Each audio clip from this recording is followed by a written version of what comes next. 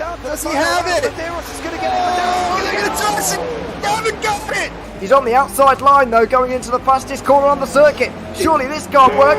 Dominic Ligner has got a sensational run outside line now though for the heavy braking zone. Around the outside goes the Audi R8. Look how much Miller's caught back into play. Exactly, Miller's still such up. He's not on second and change. All of a sudden Miller's back in play. Can Barry do it? Big Barry's going to do it. Big Barry!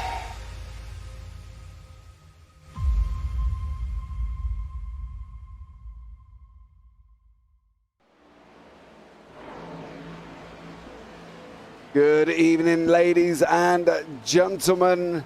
We are back with the BSC Season 9 Round 1, sponsored by the Killer Brownie Company. All links down in the description below. And thank you, a massive shout out to them for sponsoring this season's race here as well. I am James Parfitt. I'm going to be joined in the booth this time for this week by the one, the only, the Mr. Dean Biggles will be joining me. I hope everybody is well. Tonti, much love to you. Sorryman, of course, Sawyer Gara, and Terry Spain, our senior. It's almost time. Let's go racing. Let's go, TJ. We have got 33. Yes, guys, you heard me correctly. 33 cars on track here. And, well, it's going to be absolutely incredible. The racing is going to be epic, and we're better off to start it than at Daytona with 75 laps of Daytona here this evening. What more could we ask for? Well, we can ask for absolutely unbelievable racing here as well. So stay tuned for this one, because it is going to be incredible here tonight, and one that I am desperately looking forward to as well. So don't forget as well, guys, you can go and check out the Killer Brownie Company on the code on the screen there as well. Go and check them out at killerbrownie.com. Get yourself some brownies. They're supposed to be really amazing. Unfortunately, I can't get any here in the UK, but we will keep trying and we will see what happens. But for now, unfortunately, I cannot get them, but I'm sure you can there over in the US. So go and check them out, because it will be unbelievable, I'm sure. It tastes absolutely amazing. The schedule for this season, we have currently on your screen one, the only, the mighty schedule for the season, and there it is. Daytona kicks off this week with 75 laps, stage break at 30, 3 tyre sets and 75% fuel. We then head on to Michigan, Nashville, Road America, Charlotte, Bristol, Pocono, North Wilkesboro, Darlington, Watkins Glen, and then we go to Chicago, Kansas, Talladega, Las Vegas, Dover, Auto Club, and Homestead for the final playoff finals there as well. And that is a schedule that will be absolutely mouthwatering, and one that I think you can all agree is going to be absolutely epic here this season. So much love to you all. Thank you so much for joining us. And it's going to be an exciting race, but we're going to be joined in the booth by the one, the only, the Mr. Dean Biggles. Good evening to you, sir. How are you?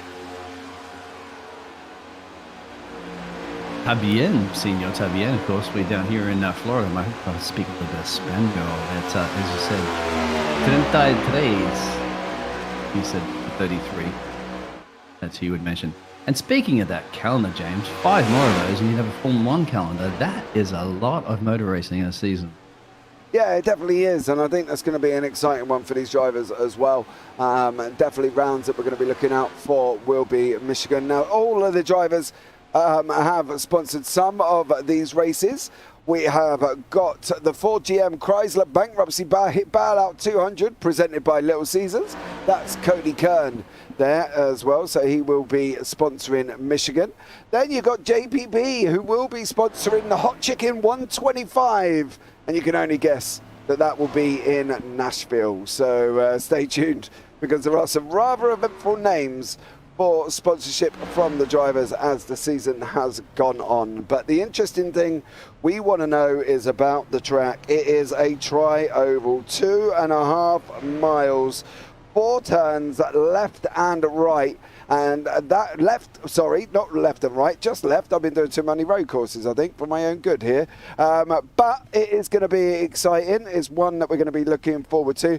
The banking itself, well, it's pretty flat here this evening in conjunction with where we've normally been. And I think overall it's going to be incredible. We've got 9.5 minutes left of practice before we go into the 5 minutes of qualifying. 75 laps of racing here, Biggles. It's going to be amazing. It should be an absolute cracker, and an absolute cracker of track. Of course, Daytona is the one that you want to win. It's an incredible course in these machines. And James, well, there's a trivia there for you, James. A couple of trivia actually. Daytona. Well, mate, if it's the road course, how many corners does it have? There you go. You know how many corners this oval has, but how many corners does the road course have? 12 if you're going for the normal road. 12 if you're going for the normal road. See, you didn't know your stuff. And do killer brownies make you go faster? Probably if you eat them. Okay. Give you a little extra horsepower, mate, down the straightaway. Yeah, I honestly, I don't know. They apparently taste amazing. Now, as you say, over here where I am, and probably where you are, we don't get them. So you know, it's going to be an interesting one for them. What about Pegs, mate? The Aussie driver at the moment. He said, "Let's go at P1 exactly," and has the fastest time the most. Seth Peg. Do you get those brownies over in Australia, mate? That's another question, isn't it? You don't come in the UK, James. No. Do you get them in Australia? Maybe they do. It's going to be, well, I don't know. Maybe they do. Do they? Or not? Because I don't. We don't get them over here as well. Yeah, see if Seth does get them over here as well. The Daytona Tri-Oval is a circuit that is renowned in the world, and one that everybody loves racing on. The banking itself here, it's going to be an interesting one because on the turns it's 18 degrees at the start-finish line. On the actual turns itself is 31 degrees banking and 18 degrees on the start-finish line. So they will have that to contend with as well. The fuel itself, 75%, is going to last about 30 to 35 laps. So they will need to take fuel at least once, depending if they can stretch it out, of course. We've got no Jordan Malcolm that I can see currently on the timing tower. So unfortunately for Jordan, there'll be no expert fuel saving from him. As he is not here, of course. And unfortunately, well, maybe he's missing this week. Who knows where Jordan Malcolm is, the defending champion, of course, who pulled off an absolute masterpiece in the finals last time around. But, you know, fresh season, fresh start, round one. Who's going to get it? Where is all the Spain hours? Terry, where is everyone? Where's Mum? Where's Lydia? You know, we're expecting the full family in as we are here as well, as we have got an absolute cracking grid of 33 cars. We've actually got 32 because Armand Brusso, unfortunately, the organisers here at the BSC, has done his back in and messaged me earlier on and said he will not be racing. He said he can get in the rig, but he cannot find a way to get out of it. Oh, that's okay. Once you're in, you don't have to get out. Stay. Today is, as you said, 33, so 32 give or take. And yes, I think they're in the crowd there as well too. Some of the family members that support the drivers. You can see that grandstand jam-packed full of everybody for the first race of the season, James. And you know what? You can probably afford to skip one, don't you? Considering we've got 17 or so more tracks to go for the rest of the season. Yeah, definitely. And I think that's where some of these guys are going to be putting in the work because they have got a very busy schedule to contend with here this evening. And, well, it is an absolutely epic schedule. I'm glad to see that they've only gone for 2 road tracks. I think if they went for any more, people would be having a little bit of a moan. There was 3 last time, and there was one of them in the playoffs last season. So they've dropped the playoff road track, and they've just gone straight ovals for the 2 playoff round 1 and playoff round 2, Talladega and Vegas, and then we've got Dover and Auto Club with the final at Homestead, Miami. So let's see how they get on. But at road tracks, well, it's going to be an interesting one, I think, to be honest, as these cars aren't necessarily designed to go on road, Mr. Biggles, sir, are they? Well, they've got steering wheels, you can go left and right, but yeah, it depends on how they're all configured. Pepto is out there shouting, of course, there. That's the Pepto smoke machine. You can get Pepto in the UK, mate, but yeah, even in Australia, I remember when I was in Australia, my girlfriend was like, "Go to get some Pepto." I was like, go to a chemist, it's like, I was looking up, Pepto? No, don't sell that stuff here. No, That's that pink stuff that's in a bottle and makes you feel your tummy feel good. Let's see if it makes the 54 machine go quicker. yeah, Soyagara. Toragara is running that as well. The grandparents are watching, Larry and Linda. Good evening to you, Larry and Linda Spainhauer. Thank you so much for joining me. Calvin Ross, let's have a good race, everyone. Looking forward to an excellent race. It should be good here, Calvin. 32 cars taking part. Yeah, I'm slightly excited to see how this one works out, of course, because obviously it is the first round of the opening season. There is a lot of new drivers. There's a lot of returning drivers. Alex Witt is back as well. Cody Kern, Joshua Kuhn, Noel Jakowitz, Sawyer Gara, Seth Pegg, Zach Lewis is here. Sherman, Radel, Spainhour, Clennon, Sizemore, Strada, they're all returning. G. Kuba's returned with Brandon McLaughlin as well. And then, of course, there are some new drivers going to be taking part, like Dominic Bettini here. Well, he's new. And, yeah, I think this is going to be an exciting one. First races are always exciting though, James. Yes, they definitely are. Tony Hedge there as well. Go number 60 Hedge is in chat. And he is currently down in 29th on a 49.46. 46.05 from Seth Pegg. Nick Vasquez is also here as well on a 46.15. And with Xander Shaw on a 46.15 for his best time as well. So new drivers at the top of the standings with Pegg there. And yeah, I think, what do we think of Daytona though? Because, you know, it's a renowned track. Everybody knows Daytona, don't they, in general? You know, and it was on the game in the arcade. I don't know if everybody remembers the Daytona. Let's go again. Yeah, let's go again. That's all it used to say to me whenever I walked in an arcade, and I was like, "Oh, Daytona!"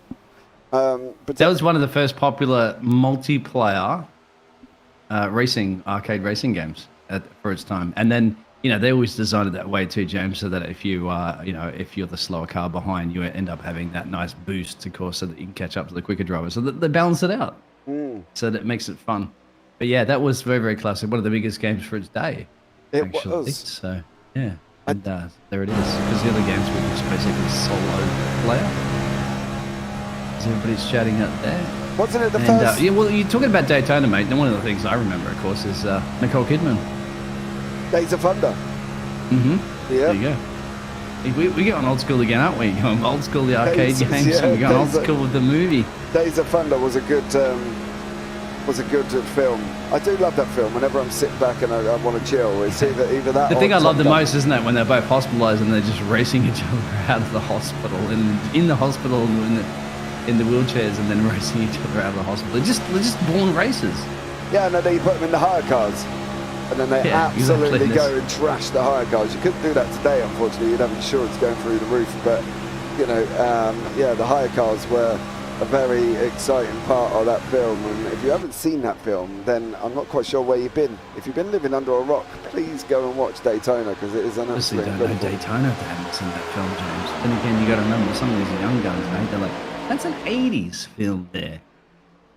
Is it? Biggles and James, that's 80s. We don't watch 80s films. Well, you got it, mate. It's NASCAR. Yeah, exactly. And that and Top Gun as well. I think everybody's seen Top Gun these days, of course, with the new movie coming out that came out there with Maverick. It's actually 1990. 1990. Oh, was it? Okay. Yeah. Fair enough. So. Well, we're just feeling old, aren't we, at that point? But... Yeah, it was released apparently in the UK on the 10th of August, 1990. I didn't know too much about NASCAR, mate, until that movie came out. You know what I mean? That was a boost, I think, for it as well, too. Especially probably for you in the UK, I mean Australia, because we didn't, you don't turn on the telly and watch NASCAR. It just didn't happen. We had our own local sports, so at Formula One, we had V8 supercars. You got your touring cars in the UK. We didn't have any of this NASCAR stuff.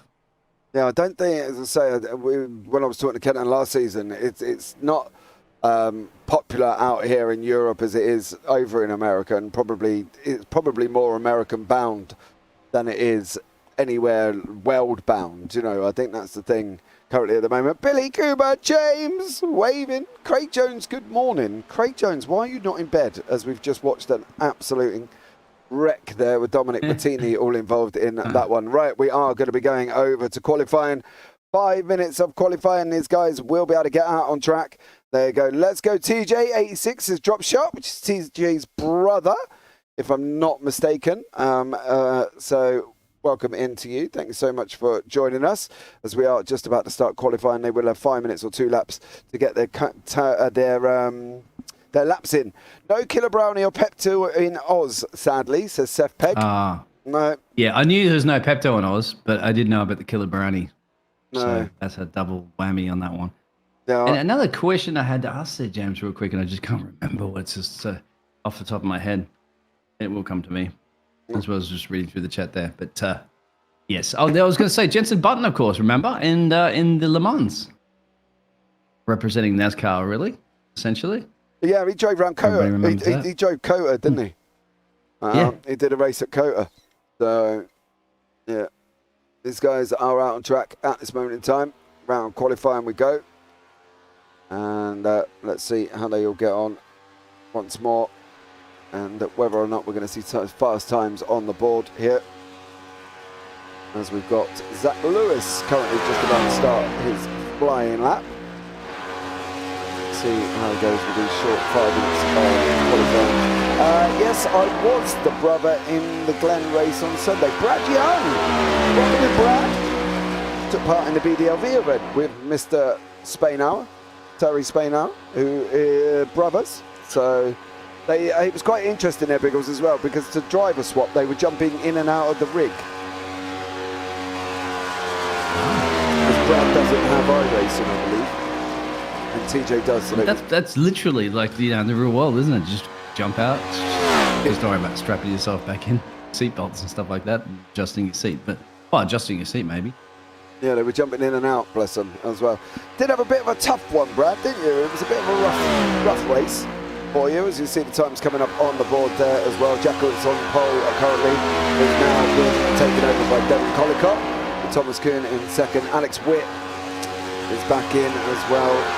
Was unlucky in last season's final, just a master stroke from Jordan Malcolm with a whole lot of fuel saving put in to first place there for Jordan Malcolm. Did an absolute stellar job with Alex Witt behind him there as well, and it was an absolutely epic final. If you haven't watched the final race, go and watch it back. It is on YouTube. You can go and see it within the JPB channel and get yourself some epic final action last season. So there we go. What are you looking forward to, Biggles? Because you're not a NASCAR entrepreneur. You're not NASCAR known. We normally put you on Formula One or TCRs or other exciting road events. What are you looking forward to here tonight? Because obviously NASCAR's a different story.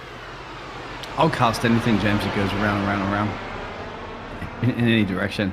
I learnt quite a bit, actually, because I was hanging with a couple of blokes in another Discord where they were driving on NASCAR, and I picked their brains to pieces. So I'm really interested tonight to put that theory to the test about, all the, especially all the gliding, the drafting and all that sort of stuff, the side drafting. I don't know all specific terms, but they did. I was asking all those questions, taking notes. So I'm very, very looking forward to it. Looking forward, of course, to my Aussie. If Seth can take it here basically to the whole field that's basically dominated by North America, the Canadians and the USA. He's now see, but he didn't do a very good qualifying lap so far. He's also got a bad D license for some reason, but I don't think we'll put that out the door, don't we? How iRacing works with licensing. Who knows? But that's it. Yep. And I'll be picking your brains to pieces too, James. A little bit more about NASCAR knowledge. Yeah, well, I think at the end of the day, to learn is better than not to know anything. Do you know what I mean? And I think sometimes when you go into experienced, when you go into racing like this, it does give you a different form of perspective with it, because we're obviously primarily, roaders as such and that as well. So we are primarily obviously doing road courses. To bring something into this as well, it is all a learning curve, and I think overall at the end of the day, as I say, if the more you learn, as I was told once by my granddad, God rest his soul, if you learn something new every day, you will die a very smart man. So there you go. But wise old man, exactly, wise words. Yep. You want to pick your brain to pieces a little bit, don't you? Otherwise, you're going to get bored. And so it'll be interesting tonight as well too. So I'll be asking some questions out there, and I hope some people can also help me in the chat too with some of those questions that I'll be asking, because it's good. And sometimes you see people go, that's actually a good question. I don't know why we don't really have an answer to that. We'll find out. But because qualifying is over, James. Yeah, it definitely is. We're just waiting for the grid to pop up and get ready. And there it is. Alex Witt in first. Andrew Jamalin in second. Cody Kern third. Sawyer Gara fourth. Brandon McLaughlin fifth. Devon Collicott sixth. Derek Runge in seventh. Blake Lewis eighth. Xander Short ninth. Nick Vasquez in 10th. Thomas Kern in 11th. Noel Jakowitz is down in 12th place. Dak Lewis 13th, Rob Sizemore 14th, Hunter Carlson 15th, Tony Hedge 16th, Seth Pegg 17th, Dan Michael 18th, Andrew Onquist 19th, Joshua Kern in 20th, Ryan McLennan 21st, Christian Schrader 22nd, Chi Kuba 23rd, and Cody Sharp in 24th. Then beyond that, we've got TJ Spainhour 25th, Rodney Roberts 26th, Dominic Bettini 27th, Anthony Radel 28th, Armand Brusso is, I'm sure he's not there, but we'll say he's 29th, Joshua Keith 30th, Keenan Kimber 31st, Greg Sherman 32nd, Daniel Jones 33rd, and Yogi Toshella is in 34th. If I have got your name wrong, Yogi, I'm sorry. Please reach out to me and you can come and tell me how I say it correctly. But I'm going to go with that. What a cool name. What a cool name. I actually like that name. It actually rolls off the tongue well. I think you said it quite well there, James. Thanks. And in the chat there, I see everybody's blowing up. Good to see at least 25 or so of you watching right now. Hope you are shouting out, of course, your teams and everybody you're going for. As we say, Pepe the Goat. Good job, 60. Let's go, Gara. And I want to see a little bit more of those thumbs up as well, too, if you are liking this racing and your drivers and your friends and families and supporting them here at the JB Broadcasting Network. It'll certainly go a long way. It's the first race of the season. We have many more to come, James. Yeah. Following the pace car to get ready to go. Yeah, they're just going to be coming out of the pits. They will be able to go at the Geico restart zone, of course, and we know how well Alex Witt can do that. Can Andrew Jamalin stay with him? Are they going to be running two lines? Are they going to be running single file? Well, I think I'd be very surprised if they are not double banking and we end up with two lines running around the outside of this circuit here as well. Lydia, hello! Terry Spainhour's partner. So thanks so much for joining me, Lydia, as well. I believe I've just seen Billy. Yep, there we go. Hello, Billy. And as well, hi Mama, he says. So they're all in here as well. The Spainhour Massive once again has joined us for this 75 laps of Daytona. Let's see what happens here. Stage break at lap 30. We know these guys can run clean. We know we don't see many yellow flags. So hopefully tonight it will be the same way and we will see some green pit stops under between about lap 30 and 35 if they can run that long. But with 33 cars on track, who knows how long it's going to be run for, because it's going to be a long one. And let's see what happens here as well. They are coming round the backside of the circuit and we are going to be very much underway once the pace car dips in, ready to go here as well, on board with the guys up the front currently at the moment. So sit back, guys. It's now, as they say, it's going to be a race car time. It's going to be NASCAR time. It's going to be 75 laps of the BSC kickoff, sponsored by the Killer Brownie Company. Season 9, round 1, very, very shortly here as well. So get ready. We're waiting for the pace car to peel in. We're going to be underway. 18 degrees banking on the outside. How are they going to be able to handle this?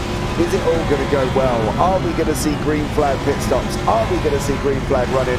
Well, within the next minute or so, we are going to find out. They are coming round now on this tri-oval. They've got to drop off the banking to get into the pits and be prepared. It's going to be an exciting one. And then we'll wait patiently once more. There's the pit lane entry. Here we go. We're going to be underway. We're going to be on board. We're into the Geico restart zone.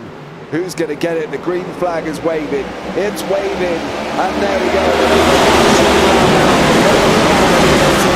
go. Live from Daytona. And it is Alex Witt out in front currently in a moment. Andrew Jamalin, Cody Kern, Sawyer Gara. Gara out in the Pepto car. And exactly what we thought about their Biggles. It's that two line all the way through here as well, with that outside line currently trying to get up onto that that front row, should we say, of that bottom line. But There we go. We're underway here as well. 75 laps. What are we expecting? What can we expect here, Biggles?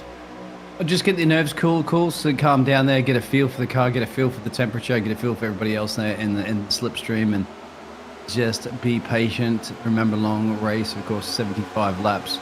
And yeah, well, thinking you said a 3 abreast, you can get that every once in a while. I think but it's going to be risky the biscuit too much too early at this one. Take care of your tires. That's going to be crucial. Some of the drivers have actually dropped a couple of places, believe it or not.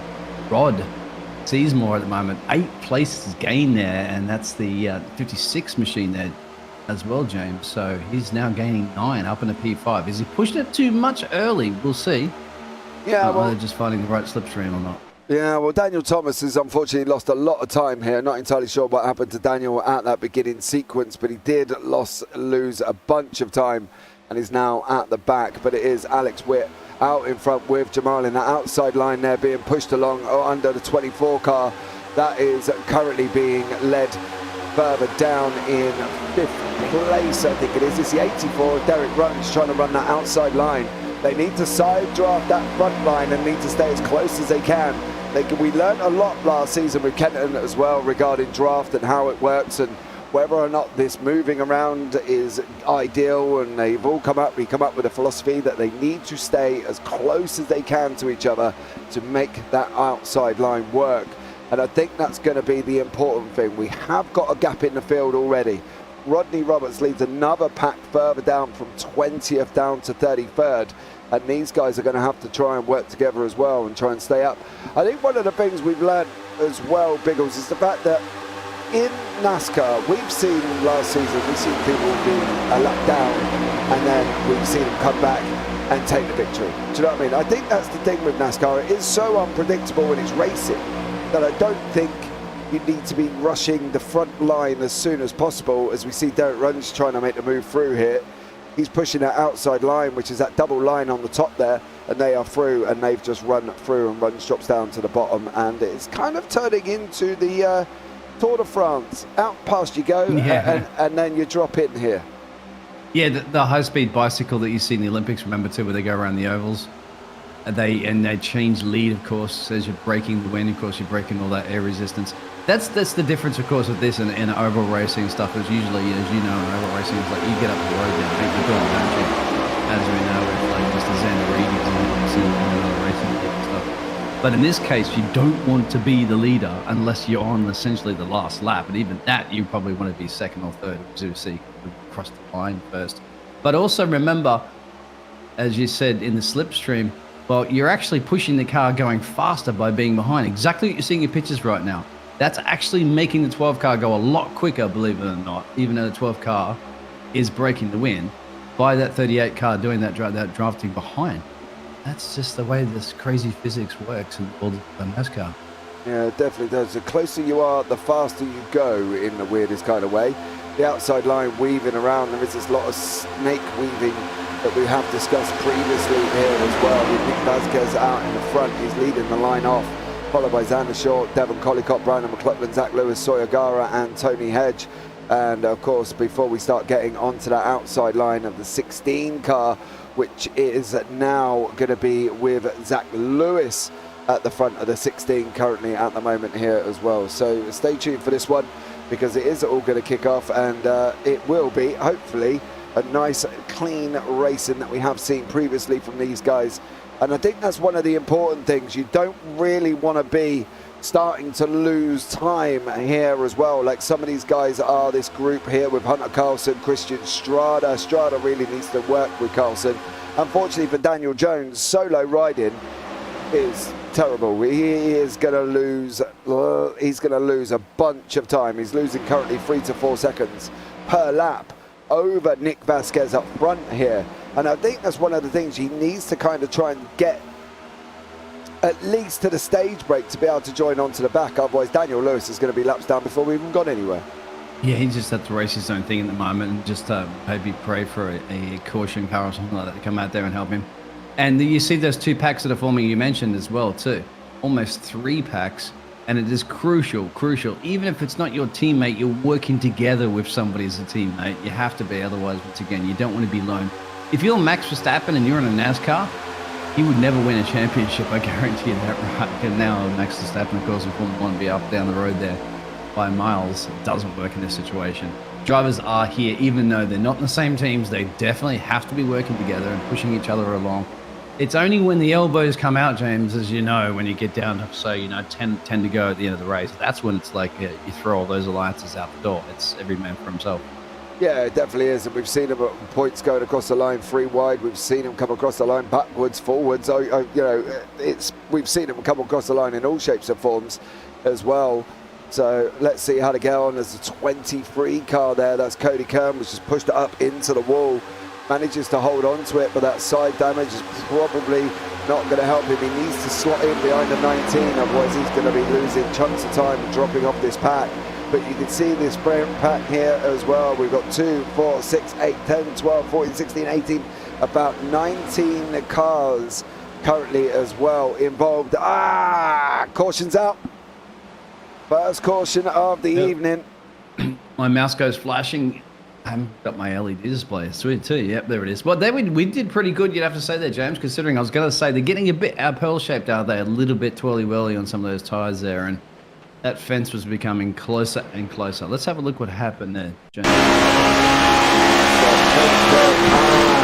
the outside line, I think that is actually Kenton Sportak. He may have been involved in that. Corey survived that. So, yeah, it takes 2 to tangle as a fence. But how did Corey, did you see that car coming back on there? I think we're riding on board with Corey. Yeah, look at the top. Just got a graze. Have a look at this. Where's Corey? Cody Kern there. There, they're bank. Oh, just a tiny, very lucky. Yeah, 83 and the 91. That's Devon Collicott was involved in that, and Joshua Kern as well. We can have another look and see, as you see, 83 there, Joshua just goes up into Devon Collicott, unfortunately, and puts him down into the wall. And that is the first caution of the evening here as well. And I want to try and have a chat with one of the drivers earlier on and seeing how he's been getting on during here. Can't go without a chat with Mr. TJ. So let's see if we can bring TJ into the booth and see if he will be all right coming in to have a chat with me as well. Really, really quickly. TJ, good evening to you, sir. How are you? I'm doing good, James. How are you? I'm very well, mate. How are you? How's it been, that little break we've had? Oh, it's been a little crazy back here. There's some cars that are blinking, and it seems like we can't really get organized back here, and then all my crew that I'm supposed to be working with we're in the lead pack. So what's the plan for you? I'm going to stay out. We got plenty of fuel, and we're going to pace for a while. So I think hang in there for a decent amount of time, and then we'll see about meeting up with Christian and working our way up to the front. We really want to win this one today. Tyre wear, what do we think of it? Are you going to be able to get through the 3 sets? I think we'll use 1 set on the stage, and then we'll take right side sometime after that. All right, okay. Well, good luck, bud. It's been a pleasure chatting to you, as it always is. And I'm going to speak to you a bit later on. All right. Thank you, James. No worries, man. Take care. You too. All right, let's see who else I can pull in here. I want to have a quick chat. Where are you, young sir? Let me see if I can get Mr. Noel Jakowitz into the booth. Noel, can you hear me? Yeah, I got you. Hey, mate, how are you? Pretty good. Pretty good turnout tonight, eh? Yeah, 33 cars on track, mate. What's the plan for you? Because it's a bit manic, everybody around you. Front pack of 17 cars at the moment. Yeah, it is a bit wild. We went about mid-pack up to the front, tried to lead the lower line, but the outside line was a lot stronger there. So a lot of movement up front especially, but we'll get settled in, and people are making some moves, so it should be pretty exciting at least. Yeah, what's the plans for you? What are you hoping for? It's gonna be tough. I'm trying to get to the stage first. Yeah, I'm trying to get to the stage first. That's what matters. You're trying to reach lap 30 and hope for the best. Yeah, so far we'll worry about the rest of the race from there. But so long as we can secure a top 10 for stage, that's all we can ask for. Try and get to the front, of course, but hey, points are points. What do you reckon? 2 pit stops? Yeah, most likely. I think we're gonna try and stretch it to a stage. Maybe we'll see what happens. A lot of people stayed out, but it'll likely be 2. Okay, bud. Well, enjoy yourself, and we might catch up with you a bit later on in the race. Take care, mate. Yeah, appreciate it. So there we go. That was Noel Jakowitz as well in the number 7 car here, as we are out for our first caution of the evening. It was Devon Collicott and Joshua Kuhn coming together, as looked like Josh just ran up and into the wall, unfortunately, but the first stage break. The first caution is out. There's been people that have stayed out. Your top 15 from Joshua Keith have all stayed out. Everybody after that has gone into the pits as well. So we heard it first there, trying to get to the stage break for a full set, and then the right side a little bit later on. Because I think that's one of the things here. They don't have to take 4 tyres all at the same time to make their car work. You're just looking at changing what you have to at this stage of the evening. Which most likely be your right-hand tyres. Interesting, you spoke about too those drivers at the moment that are not yet to box at the moment. That's the top 16. Are they waiting for somebody like Nick to jump into pit road, and then they all will follow? Something like that, or will Xander do it, or Tony, or they're going to elect us to continue on this one at the moment and then stretch it at the moment? There's many questions that you were asking too at the start of the show there, James. Now we're asking ourselves some of these questions. Yeah, I think they'll stretch it out to the stage break. I think they will get to lap 30. As you say, full set at 30, and then the right side somewhere further down the line. But fuel is 35 laps, so I think they are going to have to stop twice, unless they can do the first one and then maybe stretch the second stint. But it is going to take some meteoric fuel saving to be able to get to the end of the race on one fuel stop, depending on what happens with your tyres, of course, as well. So at the end of the day, they are going to have to probably believe to stop twice. The pace car lights are off, so it looks like we will be under starters' orders this time around. And let's keep an eye on this front line. Pace car is in. Once again, we are just about to go racing after the first caution of the evening. We're into the Geico restart zone, and we are underway. We are green and green and green. They can stay together this time to basically be able to make sure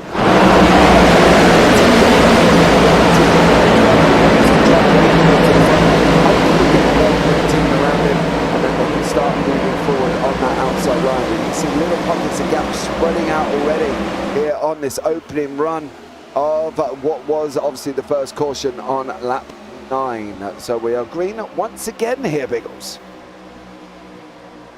Let's see how it all pans out at the moment. You get the 2 lines. You said that, so it looks like the high line could be a bit quicker or not, as they're going to be bump drafting themselves.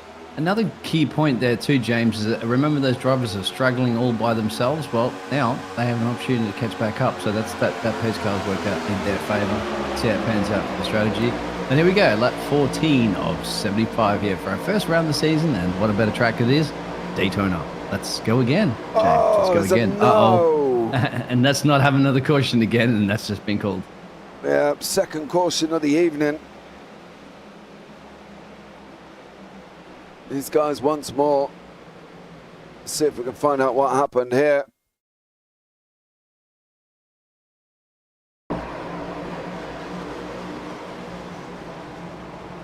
Okay, was it on this one? Oh, yes. Ryan. Yeah, Ryan McLennan into the second 20. time now? Oh, no, it wasn't. It was Joshua Kuhn on that one. Ryan McLennan there in the 18. Just unfortunately, it looked like he got loose and he went up. There you go. Ryan McLennan did get loose into the 21, into the 59. So that's Anthony Radel also involved in that one as well. Not an ideal start for these guys. Simon Pegg too, my Aussie bloke. Oh no. Yeah, he's Radel crashed. Unless he's crashed after James. Maybe taking an avoiding action. Yeah, I don't know if he was involved in it. Yeah, he was. Pegg was involved in the incident as well. So it was McLennan, Pegg and Radel all got caught up in that caution. Now you've got to make that decision. Now are you thinking, are we going to get to that stage break here? Because of the fact, obviously, you know, there's that normal philosophy of caution breeds caution. And I'm hoping it doesn't breed cautions. But, yes, it's... a tough one to see sometimes already. I'm going to try and have a chat with Mr. Armand Brusso, of course, the organizer here at the BSC. Armand, how are you, sir? I'm doing all right. How are you? I'm doing very well, buddy. I'm doing very well. Probably better than you, though. Getting in the rig and can't get out. Is that right? Yeah. No, there's no way I'll be able to get back out. So I like to sleep in my bed tonight. So we're just gonna sit in my chair and watch this show. Yeah, 33 cars on track, and well, one of the highest turnouts we've had, I think, as well. That's a brilliant start to the season. Yeah, I'm happy with it. I hope we can at least keep a majority of these guys through the season. Unfortunately, we do get drop off. That's just NASCAR leagues, but if we can keep close to this number all season, I'll be a happy boy. Yeah, definitely will be as well. How can people get involved, Armand? Because obviously, you know, it's not like a league that people necessarily have known. How can they get involved in the league if they want to, if they're sitting watching at home? Yeah, so in a couple minutes, I'll post a link in your YouTube chat for our website, and then from there you can request to join on iRacing, and we should have a Discord link in there. So in a minute, I'll post a link in your YouTube chat, and that's pretty much it. You just click on our website. We have a Discord link and a link to our league, and that's it. We'll take all comers, good drivers, bad drivers. We want to help people learn how to drive too. We got a lot of new guys here tonight who don't have a lot of experience in races like this, and we're here to help and hopefully make good drivers and someday a future champ. Yeah, definitely on that one as well. It's a shame you're not there, young man. I was really looking forward to seeing you on track this evening. Yeah, I'll be here next week in Michigan as long as I can move. But I was looking forward to tonight. But I think tonight's gonna be one of them nights that might have been a good thing that I'm in the director's chair, keeping an eye on things, because there's a lot of people out there. We got a lot of new guys, so a lot of people don't know how to race with each other. So learning curve for everybody. So I think it's a good thing that I'm sitting up here. Yeah, we don't want that caution breeds caution and have another one just as soon, really, because obviously we want to try and get to the stage break if we can. Talking about the calendar, oh, that's a spicy little calendar you put together this season. Yeah, it's one thing that I usually pride myself on is building a good schedule. So I think we got a good mix of tracks, some good short tracks, a lot of mile and a half, but I think the playoffs, we got our best tracks in the playoffs, so it's going to be a good season. Yeah, and you've dropped the road circuits down to 2. Thank you. Yes. We know how much a lover I am of NASCAR cars driving around road circuits, Armand. I'm right there with you. I don't like it either. No, definitely. We've only got 2 this season as well. Well, thank you so much for joining me there, bud. We'll put you back in with the other guys and look forward to hopefully seeing you on track soon. Thank you. Enjoy the show. Take care. Bye. Well, there we go. That was Armand Brusso there, one of the organisers here at the BSC. What do you reckon, Biggles, right? You know, NASCAR cars driving around road circuits. What do we think? Pace fun. And you heard that from the drivers before, isn't it? There's a lot of strategy that goes into play here. That's usually when it comes to the world of American motorsports as well as American sports. It's a lot of strategy plays. What's going to happen on those pit stops, as you mentioned, that's creeping in at the moment, 17 of 75. The fuel, the tires. I didn't say the tires aren't too bad, but you did see what happens when you can't get the tires up at temperature. Car goes a little bit loosey-goosey, and then bang, you unfortunately take yourself out and other drivers. I always say that if you want to avoid those situations, put yourself at the front, and then you don't have to worry too much about that.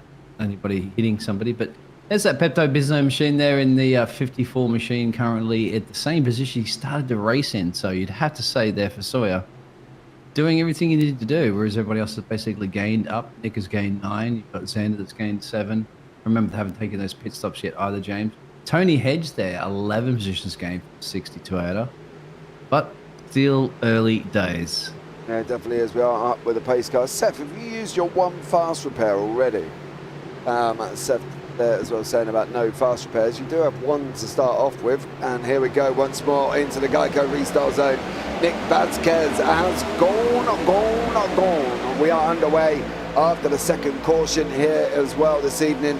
But we're going to have these 2 lines working together. Now, the only problem is they've got Seth Pegg coming round. It looks like he's just come out of pits here, out of pit road, and he looks like he will be lapped. So, Seth, you're going to get lapped, unfortunately, dear for sir, and you're going to have to try and make your way back through as the double lines are kicking off as well, and we've got them all going on at the same time. See the lap cars spread out on this circuit. Absolutely incredible. One of the things I like about NASCAR Individuals is when, you know, me and you have this wonderful discussion about blue flags and lots of other fancy jazz in the middle of this.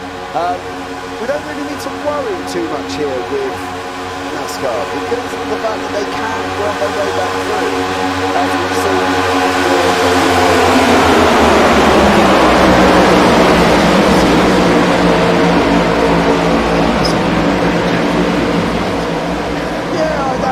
There's the thing, I do love my blue flags and I love my blue flag rules and stuff, but I think it's, you know, we've had a chat with Kenton last season about them as well.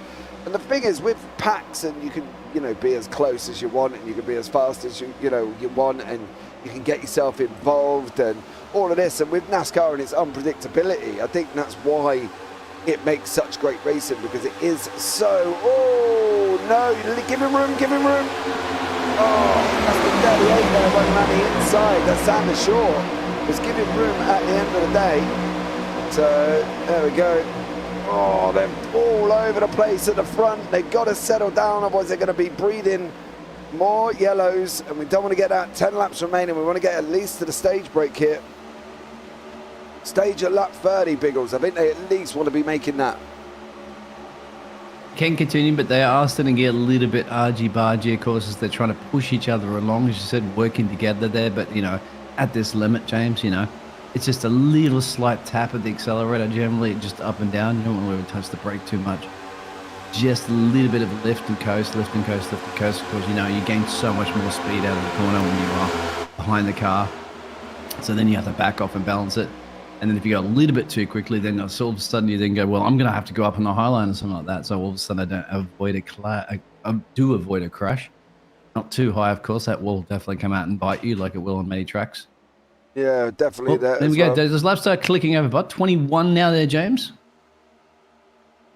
9 to go till stage break. Let's see how this one goes as well. Thank you so much there, Seth. I have turned that down a little bit, guys. If it does get a little bit loud, let me know as well. As I say, when we're riding along on that drone cam, it can be a little bit unpredictable on the sound going up and down, but we will. Oh, is he going to save that? Keep it, keep it, keep it. That's Zach Lewis. Oh, yes. Yeah, the thing is as well, because of his positioning of the car, it is out.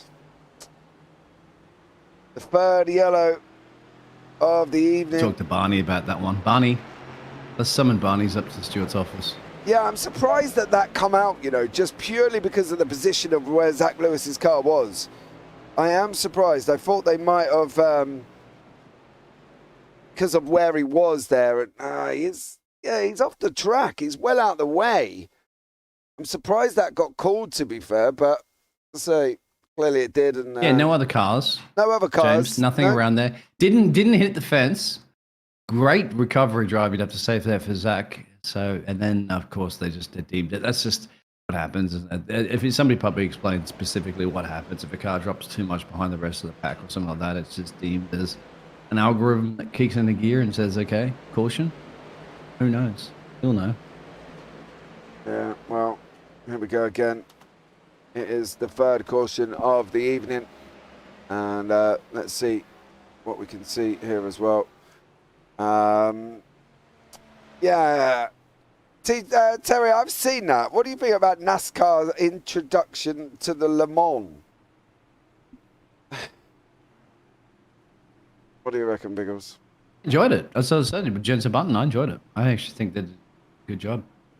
It's a different ball game, but it's trying something different, of course, and combining the different leagues, because you got GT3s and stuff like that, hypercars, of course, LMP2s, 3s. Get them in there. Yeah. I think it was it gained a lot of popularity, of course, with the US audience, just like Formula One's getting popularity with the US audience and stuff like that. So I like it. I like it. Combination of, let's throw an IndyCar in there as well, too, mate, and a Formula One, and let's do it all in the months. Yeah, well, they went in, didn't they, with Button there as well. They run in with the Hendrick Motorsport Chevrolet Camaro ZL1, run as high as 27th at one point, and was ahead of the entire GTE AM field after 20 hours. So, I don't know. If it did all right, it did all right. What don't you know? If it did all right, it did all right, didn't it? But, Yeah. you know, see what happens. I'm still telling you, the Sheilas did a good job. Yeah, what was it? The Iron Ladies? The Iron Ladies did a fantastic job, and I like that. You know, said James, you know, we got to get more ladies into motor racing because they can kick some butt. Yeah, they definitely can here as well. Where are you currently? Just don't sit in the car with, you know, it's guys and girls, isn't it, James? When you're looking for, well, this is the old school days. This is because now everybody has GPS maps and stuff. But you remember the old days, James? When you're driving with your missus and you're trying to find somewhere and you got the old map that you're pulling out and you're just like, no, it's over there. You're like, no, it's over there. You know. Yeah, and me and the missus the age-old debate: who's a better navigator, or the guys better, or women better at with maps and navigation. All that sort of stuff. That's going out the door now, hasn't it? Those days are gone now. Everybody just pulls out and go, well, according to GPS, we're about 0.5 meters from exactly our target. Yeah, there are the occasions where it does. There are the occasions where it does go wrong, and you end up in a river. Yeah. I want to see if I can grab a hold of Seth Pegg here for an interview. Seth, can you hear me? Hello. Hello. How are you? You're in the booth. Welcome in. I'm in the booth and I'm in the pits. Again? Seth Witt. Yeah. Seth, you're having a good day. I was going to say, mate, you going down and getting another Bunnings snag for me? What's going on, mate? Yeah. So, as I've just found out, you can't uncheck your fast repair in the pit lane because it resets as soon as you drive out. So I used my fast repair in my first pit stop, and then I've hit the wall. Had 2 minutes repairs, 8 minutes optionals. I took the required repairs and my wheel was 180 degrees south and still turning right. So I've had to come back in and take optionals. Yeah, how long you got left on that? Another 2 minutes. So another yellow flag here would be great. Well, you should have one in 5 laps with a stage break. Yeah, that's true actually. Yeah, they are coming fast and quick, and stage break is. I don't know what lap it is currently because I'm on lap 16. So. Well, you're on lap 25, mate. Oh yeah, so only 5 laps. All right. Yeah, another 5. Now, Seth, I just want to ask you a quick question, mate. You were absolutely really quick there during practice. What happened during qualifying? Mistake, I think. I half spun it on the into the last corner before my first lap, so lost a fair bit of momentum. I think that cost me. But you have the pace to run up the Top Guns here, so we'll have to let you get ready soon, of course. But yeah, you still feeling confident that you can do something about this race there and get some maximum points, if not even win. Yeah, I think this is a real winnable position. You know, only 10 laps down at this point, so I think I can come back for this. We'll see what I can do once my optionals have cleared. Well, man, well, you take it easy. Enjoy yourself, Seth, and we'll catch up with you soon, bud. Cheers for joining us. Thank you, guys. Yeah, he is currently 10 laps down. Yeah, but I'd like to see the Aussie attitude, mate. Hey, there's Mac Verstappen. Yeah, I know him from another league. Yeah, he's in the beer league here as well. But it's I think Mac, casting you tomorrow night, there, Mr. Mac. Go ahead, there, James. Yeah, I think Seth's chances of winning are a little bit slim to none, and what? Yeah, Slim's just left town? Is that what you're saying? Yeah, pretty much. I've got a funny feeling that there is minimal chances of him being able to take this victory here as well. But let's see what happens. We are looking once more to go in to the Geico restart zone. We are going to be underway. The pace car laps lights are off, and we're going to be up and running once more. Here we go. There's the restart zone on the right-hand side. What is Vasquez going to do this time? It's going to be Vasquez and Witt once more underway. It's going to be green, green, green. And away we go here once more at Daytona. All of these cars on track currently. 31 cars running. And we've got 1 in the pits and 1 out currently at the moment, which is Keenan Kimber. Oh, it's going to be another yellow. It's gone. Alex Witt has gone. Oh. And he went with an absolute bang. How did it go, James? Bang. Yeah, there's a more of a bang there. That's a heavy hit. That's massive. That could have flipped. Thankfully, no tires have gone into the across the fence there as well too. They've caught that one. Hey, yeah, man, that Bojangles car looks a bit dinged up. Yeah, he has got a first repair, I'm sure, from Alex Witt's point of view. I want to see, can we get that back any further? Was there contact there? That's going to be the bit I want to try and pick up on. Back a bit more, James. Yeah, no. I'll do the sound effect for you. Yeah, no, Jakowitz on the contact side of things there. Ooh. And unfortunately, that is what happened. Trust me, James, you're doing a better broadcast than what I heard too, actually, the Le Mans the other day, because I actually heard them going, zzz, the tape rewinding. Yeah, I don't really want to. Yeah. Max Verstappen out there. Oh, mate, you're on vacation, so you're not going to be racing tomorrow. All right. Well, I'll miss you. But, yeah, going back into this one. Terry wants to run the beer league. Talk to TJ. Beer league's tomorrow, guys. It's good to have you all apart. That's another fun league, but this is NASCAR here this evening, and just like that. On lap 26. Maybe you need some Pepto-Bismol to give you a bit of a bounce here, or maybe definitely talking to Geico about saving 10% off your car insurance, because you might need it, James. Yeah, definitely on that one. I just want to check something here. Because we're so close to the stage break, we normally do not stop for the stage break. We are going to be presuming Vasquez will take the stage win unless Dan Michael.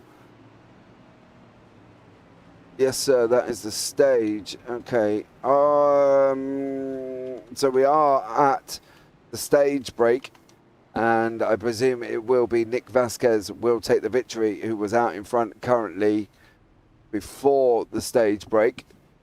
Bit of a shame that it was done this way, but we are going to be taking this stage break as well. Do I have permission to post the Discord link for the beer league if Mr. Thierry wants to join? No. I think my... What you can do, guys, is go to... Sorry, James, I cut you off on that one. I'm just going to go look at all the different broadcasts that you do, right, mate? Yeah, the video link's in there. So click on the JB Broadcasting icon right there, and you can pull up all the leagues, of course, that James broadcasts, and you'll find all the descriptions. So I hope I'm right on that one, James. Is that okay? Yeah. Go to the playlist and find the beer league, and then you will be able to find the Discord links in the description below. Sorry, Matt, I'm not being rude, but we won't take anything away too, because this is on a different night as well too. Beer league is tomorrow night, so if it's the same time, it might be like, you wouldn't. One league's doing one thing, one league's doing another thing. But however, they are on different nights, so if you've got the time to race both, that'd be cool. You've got time to race all week, like James has all week to cast, then yeah, sure. All right, I wonder if I can catch Alex Witt for a chat. Let's see if I can grab Alex Witt up in the booth. Alex, how are you? Well, not great after that. No, no fast repair. Was there contact with Noel? Did I see contact with Noel behind it? No, that was Xander coming up. I don't know. I couldn't see from just the mirror, but I don't know what that was about. I'm not entirely sure on it, mate, to be honest. We've tried to go and have a look. It looked like, yeah, from the initial run on it, you were driving. It looked like you come back down from the top side and went down into the bottom. I'm just trying to see if we can find out how far down it went there as well. From your point of view, though, what's the plan now? Is it just trying to get that lap back and seeing how you get on? Well, I should still be on the lead lap. So from now on, I really can't afford to be in another wreck. But there's not too much I can do about that other than just trying to stay clean. Probably try to stick to the high side, not be too aggressive until the very end. That's really all I can do from here, I think. Yeah, and are we going to have aspirations for the championship this time? Are we going to see Alex Witt name as the Season 9 champion? Alex? Sorry, I can't hear you. I said, are we going to see you as the champion this season, do you reckon? I'm not sure. Yeah, sorry, I still can't hear you. I guess my engine sounds really loud right now. All right, no worries. Well, we'll put you back in the chat room, mate. Thanks for coming and having a chat with us. Take care.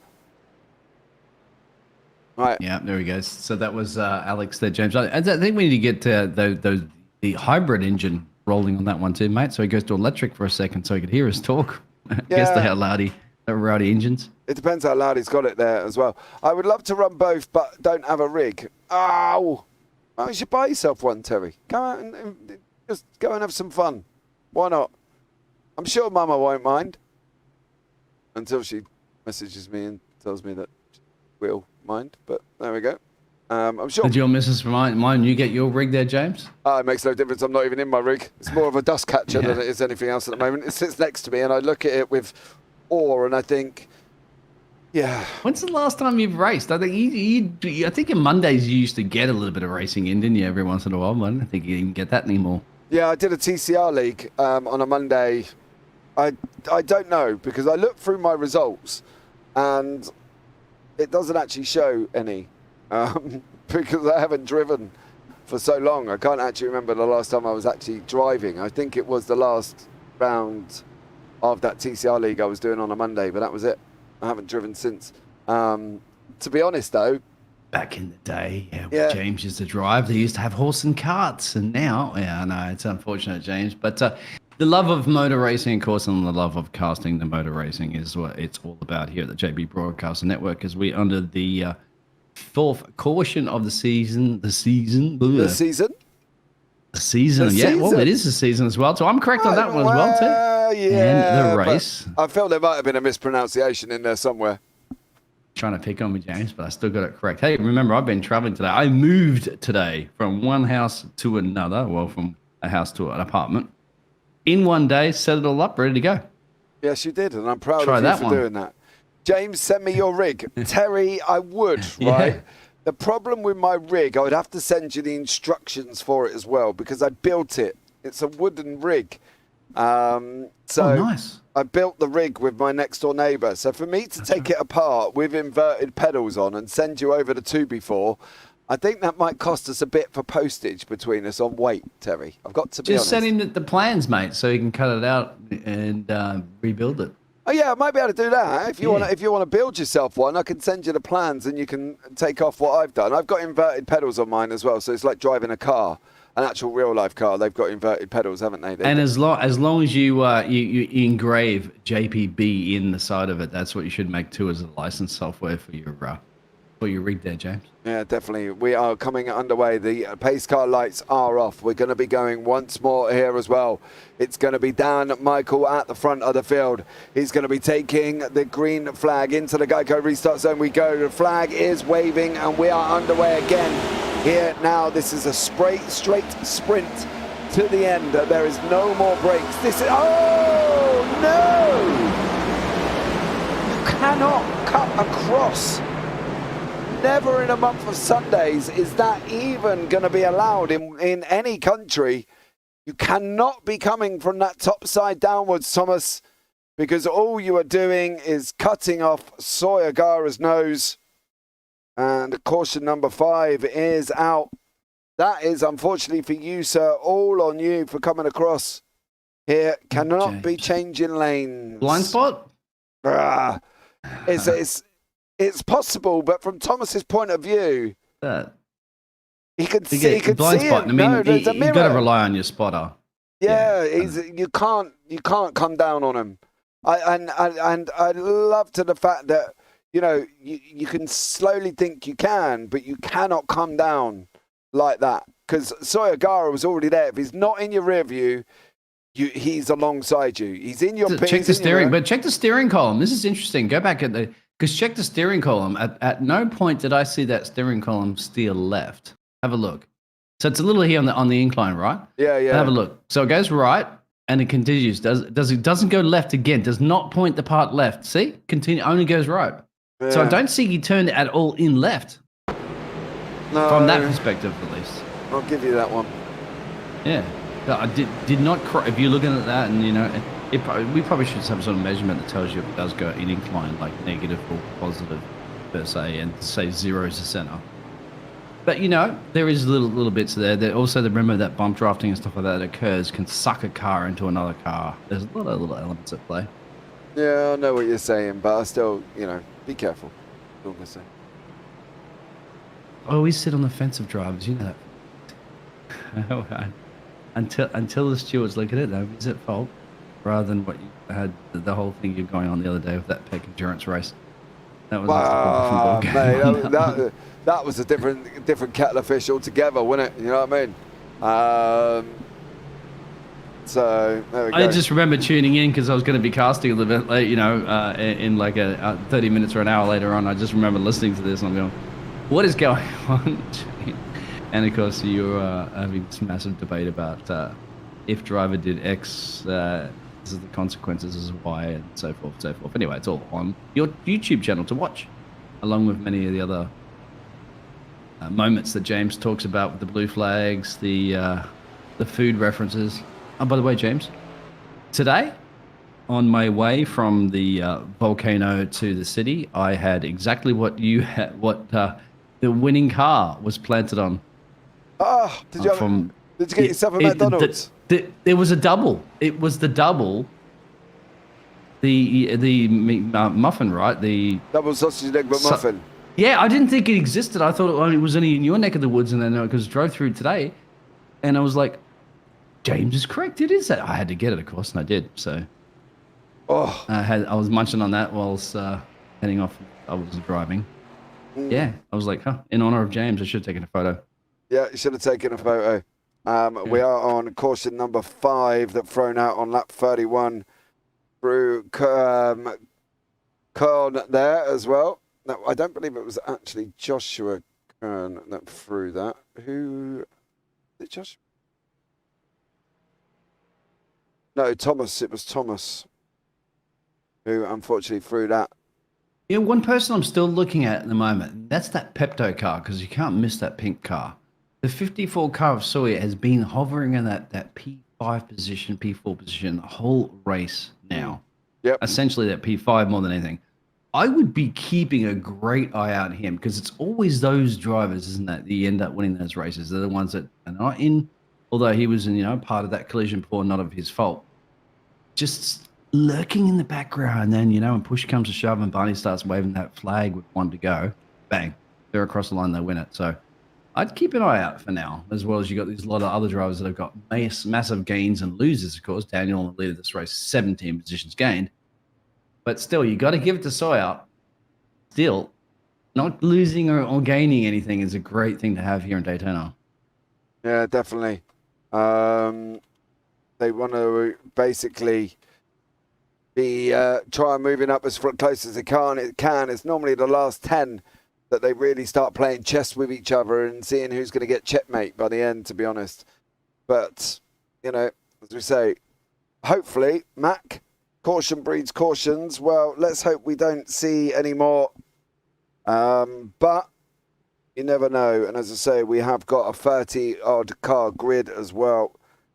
So that is probably something else. And there's a lot of new drivers racing with other old-time drivers. So they've got to get used to working together and showing how they can race together. So I think it's going to be an exciting one. Yeah. And there was a guy, and I was just stumbling through something on Twitch the other day. There was like an 80-year-old guy on some iRacing there the other day, James. I thought, wow, makes us look old. And he was driving around. Anyway, that's just some random things you find on Twitch, of course. This is what you're going to find on the real YouTube world. The chat out there too. Come on, give us support for your drivers. I know it says Pepto 54 machine supported there for Sawyer. What about the rest of the crew there? And James, they're not giving us enough thumbs up there. I don't think they like the motor racing here in Daytona. I don't think they like this fantastic BSC NASCAR racing series. Right, here we go. Pace car is in. We're going to be underway here once more. Into the Geico restart zone we go. The lights are going to be out, and it's going to be green, green, green. Dan Michael, Noel Jackowitz, Nick Vasquez, Andrew Jamalin leading us away here. Once more on the track. Let's see if we can keep it all nice and clean, at least for the next 10 or 15 laps. People are going to need that. because of their fuel situation here as well. And they are trying to get all into position. They are kind of moving, wiggling around here as well. And hopefully they should be able to keep nice and straight, nice and tucked up. And once more here, let's see if we can get some green flag racing under our belts. It would be absolutely amazing here on lap 35. A lot of racing left, says Terry Spain. I fully agree with you currently at the moment as well. There is a lot of racing to go here at Daytona. Xander Short is off. We're going to get another caution. Oh. Lucky he's on the apron there, not affecting anybody at the moment there, James. Oh, there's another car involved, so we'll get a replay on that one. Cautions. Yeah, we have to stop these safety cars from breeding, James. Oh, contact with a 91. And there we go. Up into everybody else. Cautions breed cautions, they say. And unfortunately, at the moment, we've got a strood of them going on here. And that was Devon Collicott involved. Did it come from Devon? That's the question. Oh, the 38 checked up. And unfortunately for Devon Collicott, nowhere to go on lap 35. And then that just puts everybody else into it as well. Up in the air. Now, this is interesting, James. This is, I think, like that's something that needs to be debated about. I know that, like, in motor racing, you know, we like to mimic, certainly in simulations, we like to mimic the real world, okay? Mm-hmm. And that's a great thing. But remember, in the simulation world, we don't have track marshals to pick up bits of carbon fiber and all sorts of stuff that could be a safety hazard, right? Wheels falling off, going over fences and stuff. They don't have that.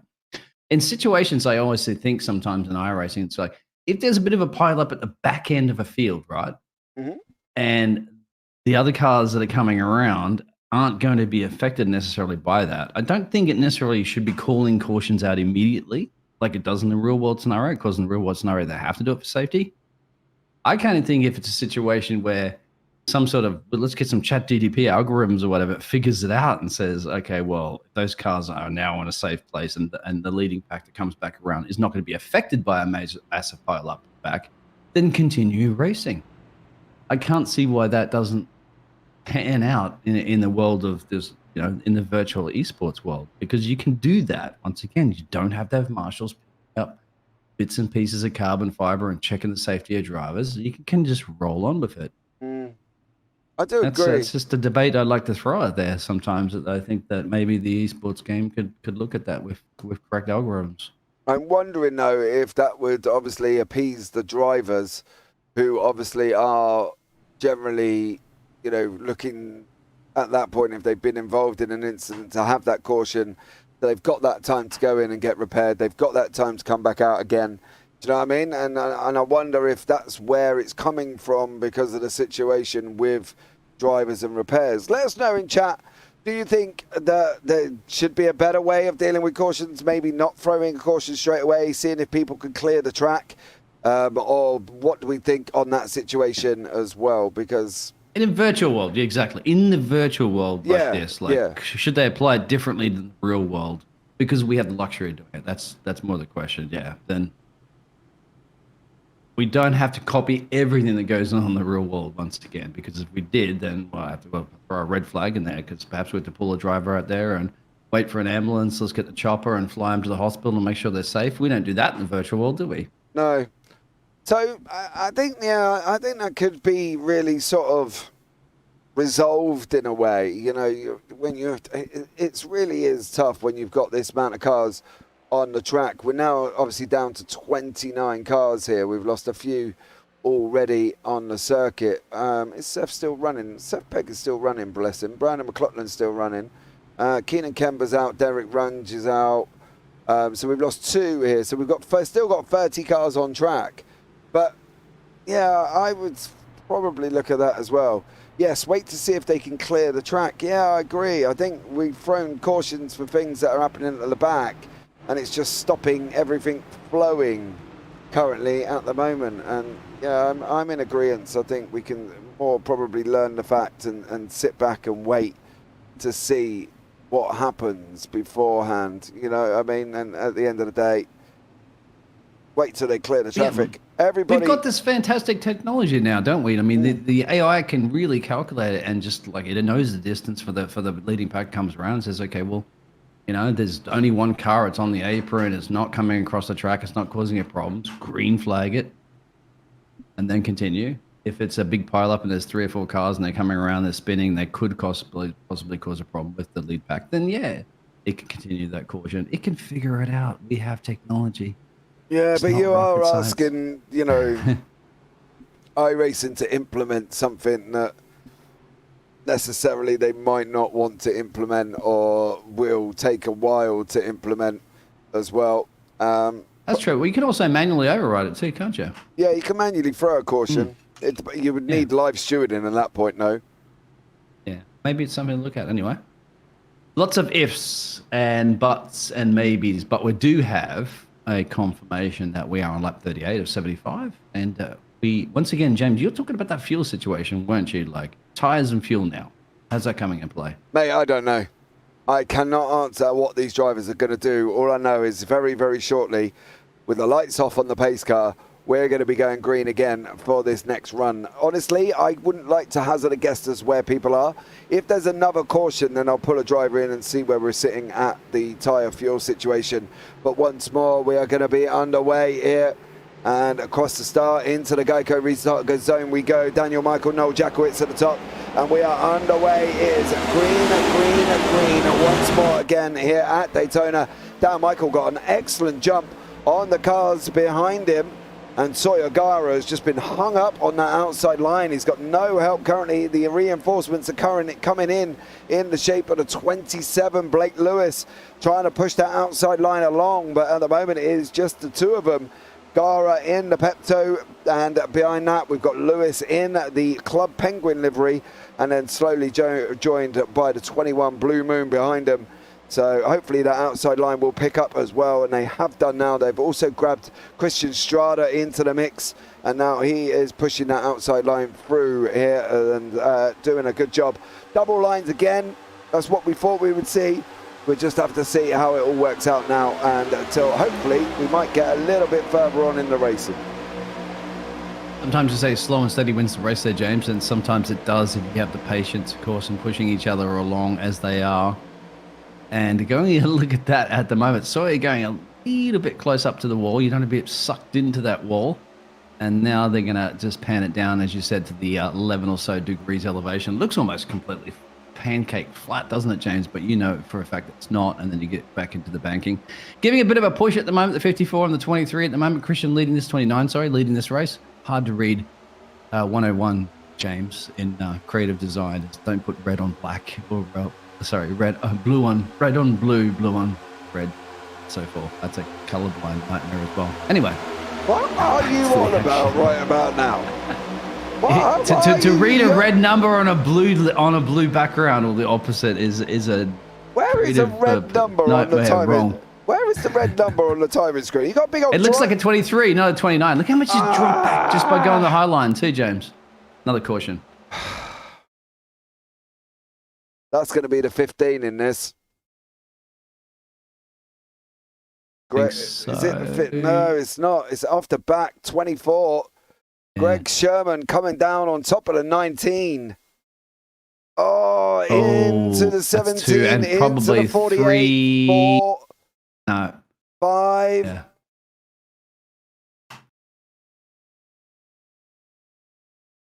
Caution number 7 here. And Greg Sherman got boinked around like a bowling ball being thrown down an alley. I've got to be honest. And unfortunately... Did he get a perfect score button? No. And I like the thing. I do love the 24 cars rims as well, too, mate. You would have no idea if they're overheating or not. Rims like that. It's unfortunate for Greg. Yeah, lap on a 91. You just can't come down on people. I can understand Sherman's perspective, but you can't come down like that when a car's alongside you, because Swerving Sherman, unfortunately, as his name is said in the bottom right-hand corner there, this is what happens. And you just get punted around, and all cars involved on that one coming down on top of the 19 just isn't good. Thomas Kuhn Thomas, of course, being involved earlier on in an incident as well. So unfortunately for him. And let's see what can go on once more. But we are on 7th caution. And it unfortunately looks like we don't seem to be moving along very quickly here, Mr. Biggles, in this race currently at the moment, as we seem to be having caution after caution after caution. It's unfortunate after the great racing start that we had, James, isn't it? The nerves of a start of a race, the cold tyres, the drivers are all bunched up there, they're testing each other's waters out there. As you know, it's a new season, you're racing against some veteran drivers you've raced against, you've got some rookie drivers that you've never raced again. And now all of a sudden, and this is probably maybe a sign of those tyres going, maybe a sign of the different fuel strategies. A ton of people in pit road too right now, James. A ton, so... They're starting to see a lot of those packs there and have a look there. Alexander, Andrew, Ryan. I'm reading first names, so you can go through those there, James. Yeah, Chikuba, Rodney Roberts, Joshua Keefe, Daniel Jones, and Yogi Shishella. It could just be Yogi Shella, to be honest, with a silent T. But, Yogi, if you do watch the broadcast back, please tell me. Time to pit. To be honest, if TJ's running enough fuel at the moment, I wouldn't. I'd wait for at least to try and get for another 10 laps, 10, 12 laps at least, maybe even 15 to try and run on new tyres at the end. So, yeah, I think overall I wouldn't pit for TJ's point of view. I think he's done the right thing as well. But, as I say, we're not in the car. So we don't know what's going on. But presumably, I wouldn't pit. I wouldn't think that would be a good idea at this moment in time, to be honest with you, Terry. But let's see what we could do. And hopefully we'll be able to get some racing underway. Exactly. Let us know in the chat as well. 2-time the pit. Of course, those question marks out there from Terry. Make sure you hit the like and subscribe. Yeah. Daytona. And I'll tell you what, maybe I'll text Nicole and we'll get her to have a quick chat to us there, James. Maybe. Yeah. She might be busy making a movie. Maybe, we will see. But the safety car is, it's going to be round for at least one more lap. So if you need to go and get a drink, pop to the toilet, I'd probably do that now. Because you're not going to have much longer after that here. Because we are going to be lights out this time around. We're going to be under green flag racing. That number 29 car did make it out in front, which was Xander Short. Made it out in front of the pace car. We'll get to run round and try and join up to the back of the pack. As you can see here as well, that Ryan McClellan is quickly racing to try and get round as well. We've got the 28, 27 for Rodney Roberts, Andrew Almquist also trying to catch up. We're involved in that incident. Andrew there as well. And now these guys have got to be racing full bore to get on to the back of this pack before they go underway. The lights are going to be off this time around. It is in. You've got the 29 as Xander Short. He is literally racing round, just about to come round past the start-finish line. You see in the track map in the top right-hand corner there. So that is what he is currently trying to get on. They're about halfway round. The other guys have made it. Rodney Roberts and Almquist have made it. They can't crash under the safety car. Please do not crash under the safety car. You should be able to do it. The question will be, can Xander Short make the back of this pack? It looks like he's probably going to. But let's see now, as we're going to have 29 cars on track. We have lost at Brandon McLaughlin, Sev Pegg, Derek Runge, and also Keenan Kimber. I think actually Sev Pegg is on track. He's made up 2 laps. He's currently 8 laps down. But the lights are off once more of this safety car here on lap 44. Can we get at least 10 laps of racing? That's what we want to see. Xander Short did make it onto the back of the pack. Pace car's in. Once more going into the Geico restart zone here as well. After the 7th caution, it's going to be green underway. Sawyer Gara is running that front line, running that bottom line, and he has made a break for it early on as Sawyer He's opened up a 2/10 gap currently at the moment. Whether or not he will be able to maintain it, whether or not he will be able to hold it, only time will tell. What's going on there further back in the pack here with TJ trying to keep up with Joshua Kern, and then behind that we've got Ryan McClellan, Andrew Almquist, Greg Sherman, Cheat Cooper, Xander Short, all at the back end of the field, battling away once more. Oh, come on, Noel Sharp. Cody Sharp is just plummeted. Caution number 8. On lap 45. We went 1 lap after the caution.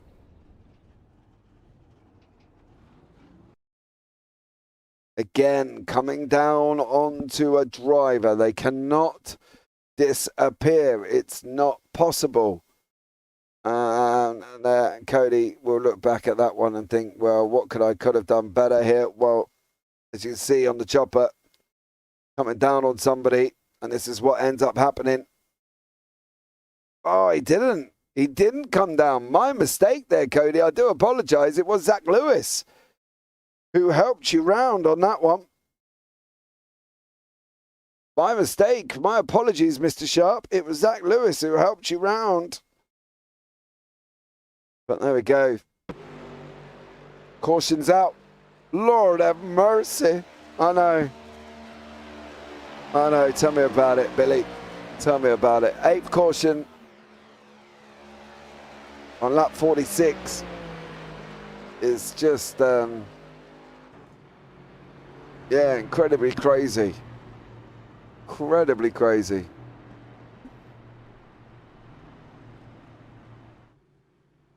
Let's see if we can have a chat with somebody in the meantime. I think I'm going to just have a yarn. Who can we have a chat to?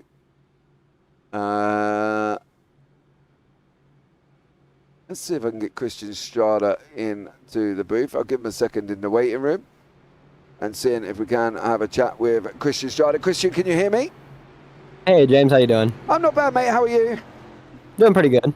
I think we've set the record for the most amount of cautions over 2 seasons in one race here. Yeah, I think we may have too. There hasn't been a lot of racing yet. No, but what's it like? Where are you at now in the car with fuel and tyres? Because you've got to be all over the place, haven't you? Because there's been no flow. So where are you going with fuel and tyres now? I'm honestly not really too sure. It says I have 17 laps in the car, but I don't feel like there's 17 laps in the car because we haven't really gotten up to pace. Yeah. So I'm thinking as long as I can get to lap like 52, right around there, it'll be good to go to green, and I know I can get to that point. So we will hope that there's maybe a caution somewhere around 52. Oh, it's not another one. I know that it's a bad thing to wish for, but I was going to say, strategizing-wise, I feel like there probably will be one right around there, somewhere within that reach, that right. it was worth staying out. Right, okay, well, yeah, I don't think there was need to jump in there. We only had 1 lap before the last caution. So, yeah. You know, going forward, what's the aspirations for you for this season, though, bud? I'd like to try to finish top 3 again. I feel like as long as you're getting into that Final 4 race, you've had a good season. You've put yourself there for the championship. So as long as I make the Final 4 again, I feel like that's a pretty successful year. Yeah, I think you could be right here. It looks like you're going to have 1 more lap under this caution as well. Well, I'll put you back in. Good luck, bud. Please, I appreciate it, James. Please don't wish for any more cautions, mate. We've had 8 already. Yeah, I really want to get some racing in. I would agree with that. Yeah, definitely. Right, bud. Good luck, and maybe speak to you later on. Yeah, thank you, James. Take care, man. Right, well, there we go. That was Christian Strada, as I say. He's got 17 laps of fuel left on lap 48, but we have been under caution. The lights are out on the pace car. We are going to be looking at going green once more. So, you know, I think, as I say, I can't remember a race. Now, correct me if I'm wrong, chat. I can't remember a race where there has been this many cautions over last season. over the whole of last season? And I know Dover was bad, but I can't remember there being 8 cautions at Dover. Correct me if I'm wrong. I really do not think I'm wrong. I cannot think of it that it is 8 cautions. This race is good for me so far. Yes, I bet it is, Mr. Pegg. How are you getting on with your laps? You got, what you're at the moment? You're on lap 39. The leader's on lap 47. Get in there, mate. You're only like 8 laps back. For Seth Pegg. So, only 8 laps to go, mate. Jessica Flores there. Let's go racing. Enough with the cautions. I know, I feel your pain. I do feel your pain. It's definitely been setting records here this evening. I've got a funny feeling this is the record. I do not remember. Was there more at Dover? Can anybody give me a memory? Dover was high. Yeah, but how high? Was it this high? I don't remember. I cannot remember what Dover was. I don't remember it being this many, though. I know Dover was tough, but was it really this many? Right, lights are out once more. And we're going to be into that Geico restart zone. We'll just wait for the pace car to pull off. There it goes. Here comes the green flag, and you see the green lights on the left-hand side will light up as well. Here we go once more. We're going to be underway on lap 48. It is green, green, green once more here. Everybody, this time, let's get some racing in, people. Let's see how we go under the green flag on lap 49. Hopefully we will. Hopefully we will get some runs here as well. We're just waiting for Biggles to come back into the booth. Biggles, you back? Yes, I'm back. So I was down there in a pit garage there to talk to some of the drivers and managers and stuff. Let's get some green flag racing going, please. Yeah, definitely. That would be ideal. There ain't going to be a green flag. Oh, you're kidding me. Yes, James, you spoke too soon, mate. So he's now P2, but P3, give or take. So I don't really know, to be honest. Where did this all kick off here? I think it kicked off with Devon Collicott. I can't. This is the back to field thing. What's midfield more than anything? It's the same. But, yeah. The problem is, it's the same scenario on drivers coming down on drivers. You cannot be coming down when you're sitting have there. Have a look at the steering wheel, James. We'll see about this one. Go to the 19 car and see if the steering wheel is turning left. We've kind of looked at that one before. All right. So let's have 19 car. Yeah, I'm going now. All right, let's have a look. So I don't know. See, or you have to be a little bit before that, but yeah. All right, I see if I can get before that, but look, he's already made the move to come down. Now he's trying to pull away. The car, we are alongside. The car is there. I don't know. That's something for the. Right, is there a driver we can pull in, James? So we're on the outside line now, right? We're on the outside perception. So he's gone down already, which means the car's going to naturally drift to that left-hand side. That car's already there. He's gone left. There was a slight flick of a car left there as well, which is going to cause the problem. Yeah, you might ride that one. Let's see if we can pull somebody in there, James, to as a race driver to elaborate situations like this in a little bit more detail for. Just us as non-NASCAR drivers per se. Is we do have a few drivers going to pit road too now, James. Yeah, I did have a chat with Christian Estrada while you were off there as well, but. Yeah, I think... all right, so apparently we've just been informed on the caution situation for Dover last year, right? So Dover had 12, apparently, cautions. We're now on 9, and we're in the last 25 here. Let's see. I want to see if I can have a chat with Sawyer Gara in there as well, in the Pepto 54. Sawyer, how are you? Hey, James. How's it going? I don't know, mate. Right, what's the situation with you up front currently at the moment? Because we're breeding cautions here. We're leaking them faster than my tap leaks water. You know, what's the situation with you in the car? I'm chilling, you know, making about half a lap before caution. So just hoping I can stay ahead of like Noel, Dan, and Blake, and then just maintain the lead. Okay, where are you at with your fuel and tyre situation at the moment? Because we've heard different strategies going on with this many cautions. That's a great question. Like Strader, my car says 17 laps. Right. But we're gonna just kind of see what happens. Okay. And that's the plan, is it, just to see?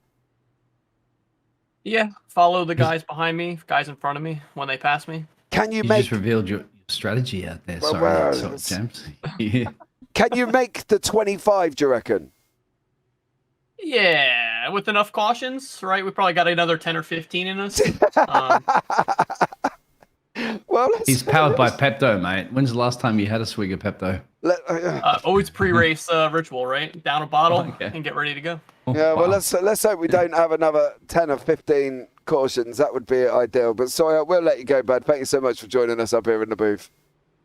Yep, good talking to you guys. Take care, man. Right, that was Sawyer Gara in the 54. Hi, currently in fourth and typing in chat under yellow. Andrew, is that you? Is that you? Solar.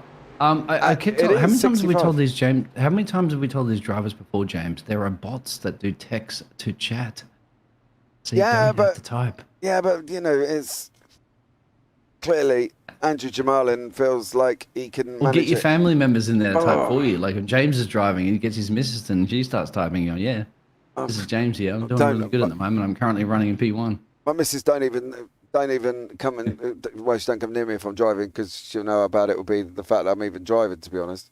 I think she would walk in with a complete shock on her face if she saw me sat in my rig driving. She'd be like, haven't you got work to do? I'd be like, yeah. I'm testing cars, babe. Oh, okay. Yeah.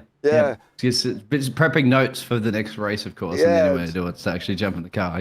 Yeah, just testing the new Porsche at a completely unknown circuit with 25 She's going to listen to this other back drivers. now, James, and know you're tooting the horn. Mate, her horn. No, she don't come.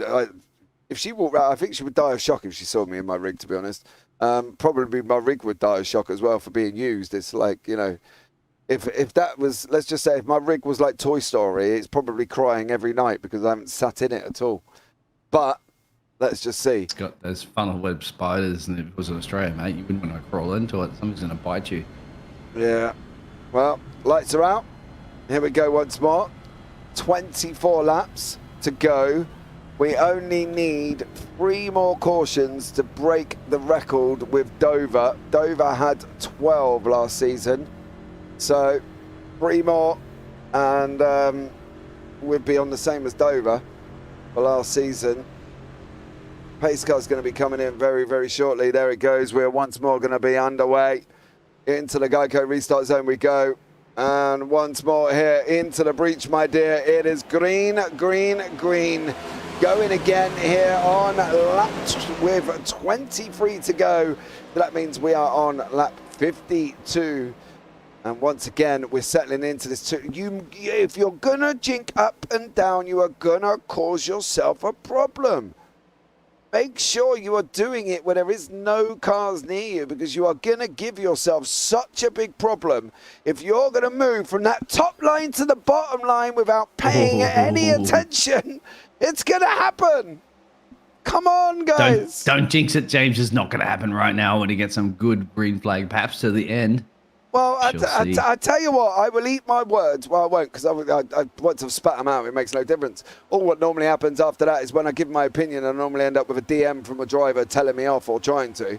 Or I end up in the steward's room under with the league owners going, There's James that's just behind them, actually. And who was that? That was Joshua, I think. Yeah, Joshua Kern. Yeah. Was it your own there? Let's have a look. It might have just been on Joshua's own. No, he's coming down on the car underneath. Look. Cannot do this. There's the turn. That was the turn. You could see that clearly on that one. That was a left turn down, and then there's your Constantina effect after that. That's good. Great job for the rest of the drivers to avoid that collision, you'd have to say. They went all straight down on the apron there, and he took the high line, and now at this point... And into the car. Oh, there's a T-bone. Now with 59 machine to go. Right, Seth Pegg's done now. That was Seth Pegg again. Old Peggles in YouTube. Yeah. does not have the best of days, isn't he? For the Australian, the only sole Australian driver in here. I feel bad for you, mate. You know, you got an Aussie up here in the casting booth at least. You know what I haven't spoken to yet? I've practically been through the whole field here. I'm going to go and have a chat with Dan Michael.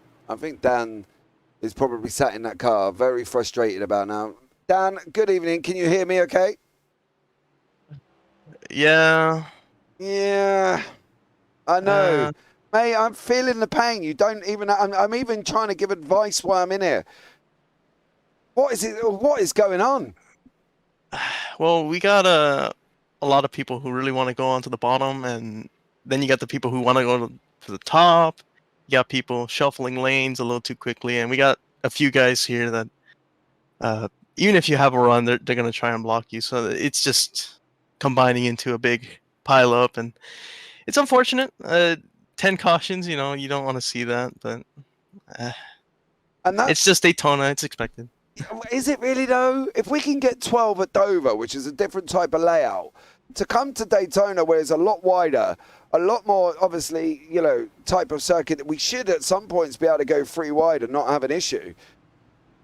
Is it expected though, Dan? Because a lot of the incidents have been, and I will say now, drivers coming down on top of other drivers and then spinning out. Is it really expected for a track like this? Yeah, it's unfortunately the name of the game with drafting. Typically here at Daytona, it's you want to push as hard as you can the car in front and then try and get yourself towards the front using that car ahead, making your moves late, being patient. But because of the way that this draft package is and the way that the cars are, you need to make aggressive moves, try and shove your way into certain lanes if you think that that lane is moving, and it just causes a big issue with drivers not realizing, hey, I have a much bigger run than expected. I'm too close to the car in front, and you have situations like, well, what we've seen, people underneath, and then they try and come down, and they're already there, or they go up to try and side draft too aggressively, and they hit them. It's unfortunate, but it is what it is. Yeah, I know, Dan. I know. But you can feel it, can't you? And hear the pain in me right about now. But look, bud, go and try and enjoy the rest of this race. Hopefully, we won't breed anymore because we are leaking them more than a leaky tap here currently at the moment. But good luck, Dan. And we might chat to you a bit later. Unfortunately, I don't think we're done, but I'm Dan, ready to see you. Dad, stop it! I don't want any more. It's driving me crazy. I just think I might be the perfect example of someone to say this because you know how aggressive I am. You know how I drive, and it's not gonna go down. It's only gonna ramp up. So, yeah, I hope you guys are ready for some spectacular crashes towards the end of the race because that's what's gonna happen. We might have a flip here towards the end. Right. Well, something for me to look forward to, Dan. I would say it's been a pleasure talking to you, Dan, but I'm not really sure it has under this one. I got to be honest here, mate. Yeah, a lot of my incidents have been negative, not positive. So. Well, Dan, you go and have a good luck, bud. Hopefully it works out, and yeah, I'll see you later. Yeah. Thank you, James. Take care, mate. Well, there we go. That was Dan Michael saying that we're going to be breeding cautions and leaking and green-white checkers, and I hope everybody's got the amount of fuel in the car that they should have. And, well, I don't know, Biggles. This is just crazy. I was wondering if it was the downforce from the turns causing the coming down to happen. Do you know what? I want to sit back and say that it could be the dirty air that they're catching from the cars in front. But my problem with that is when you see a basic steering angle go to the left-hand side and the car comes down on the other, then, you know, you can't really say it's the downforce. You've got to have that driver perspective of it. The only problem with that is obviously at the moment they're coming down, if the car is going to slide, they're not going to stop that coming down process. So we'll have to see. All I've just found out as well at the top of this as well is Armand Brusso has just come out and informed me that there is 3 green-white checkers in force. So we'll just have to see how they get on here and whether or not we might not see it. I'm not saying we're not, but we've got to take the likes of the fact that Alex Witt, who was involved in lap 26 on the 4th caution, is now sitting in 2nd place with Sawyer Gara. So from Alex Witt's point of view, this is working out quite well for him. Let's see what happens. But, you know, once again, we're going to be underway. Once again, a pace car is off. And once again, Sawyer Gara is going to lead us away. And once again, it is green, green, green. And Alex Witt has already come down off that top row. He's already hung out the car on the outside there and said, sorry, son, I need that inside line. And he's hanging out with Sawyer Gara. And now they're kicking out the 2 lines here. Can Witt stay in front of this circuit? Can Rodney Roberts, who was also involved in an incident earlier on lap 35, can he now make a difference? Here's that run. If we can go 3 wide over half a lap, why are we not making half a lap 2 wide? I don't get it, Biggles. Oh, well, you don't get it, my friend, because guess what? At the moment, you're welcome along to the 19 and 90 Days of Thunder here, but you are in 2023 for the BSC NASCAR League, and they're not looking at Cold Tricky and Rowdy Burns going wheel to wheel. You're looking at Rodney Roberts there. Nick Back has there, Xander Short there, and Alex Witt all going for it. 17 to go at the moment here in Daytona in the Days of Thunder. Who wants to win it, James? Who wants to win it? We're still on green, but they are definitely elbows out now. Yeah, Roberts come down on Witt, said, I'm having that. I've seen your run. I'm checking you up, dear sir. And now Rodney Roberts played a dangerous game on that one. TJ's surviving. He's in 9th. Come on. He's like my favourite boy. You know what I mean? Over last season as well. There was a little bromance going on between me and TJ. So hopefully we won't get to see TJ up to the front and start making that move. Push the outside line and get them up there. There's no room at the end for that bottom line to be remotely making their way onto the top. We've made it 2 laps since we went green. I'm proud of everyone here for the BSC. So let's see how it can happen here. We're on 10 cautions. The record was 12. We've got 3 GWCs for TJ. That might have been the moment to start moving, looking at moving down. He had the gap. He didn't take the opportunity. Go in behind Gara. Go in behind him. There is a gap there for if you want to drop down that bottom line. But once again, we can see these double banks here, Biggles, working hard. You got to be working the car at the moment, getting everything. You get the traction at the moment. 16 to go. It'll go very, very quickly. You want to be in a great position, I'd say. Anybody, even down into P7 and P8, have a position here, an opportunity grab here. High line or the low line. They're both quick. Maybe even stay 3 abreast there, James, and you'll probably see that as we get closer and closer to Barney waving that checkered flag. But I'd say keep an eye out for that 54 machine. So I do feel confident that Sawyer's got something up his sleeve, but at the moment, Alex Witt is leaving that there from Noel, and Rodney, he said that before. You know, Rodney Roberts, mate, 23 positions gained at the moment for the 48 machine, looking for his first race victory of the season. That's the Allied machine that's on the side there.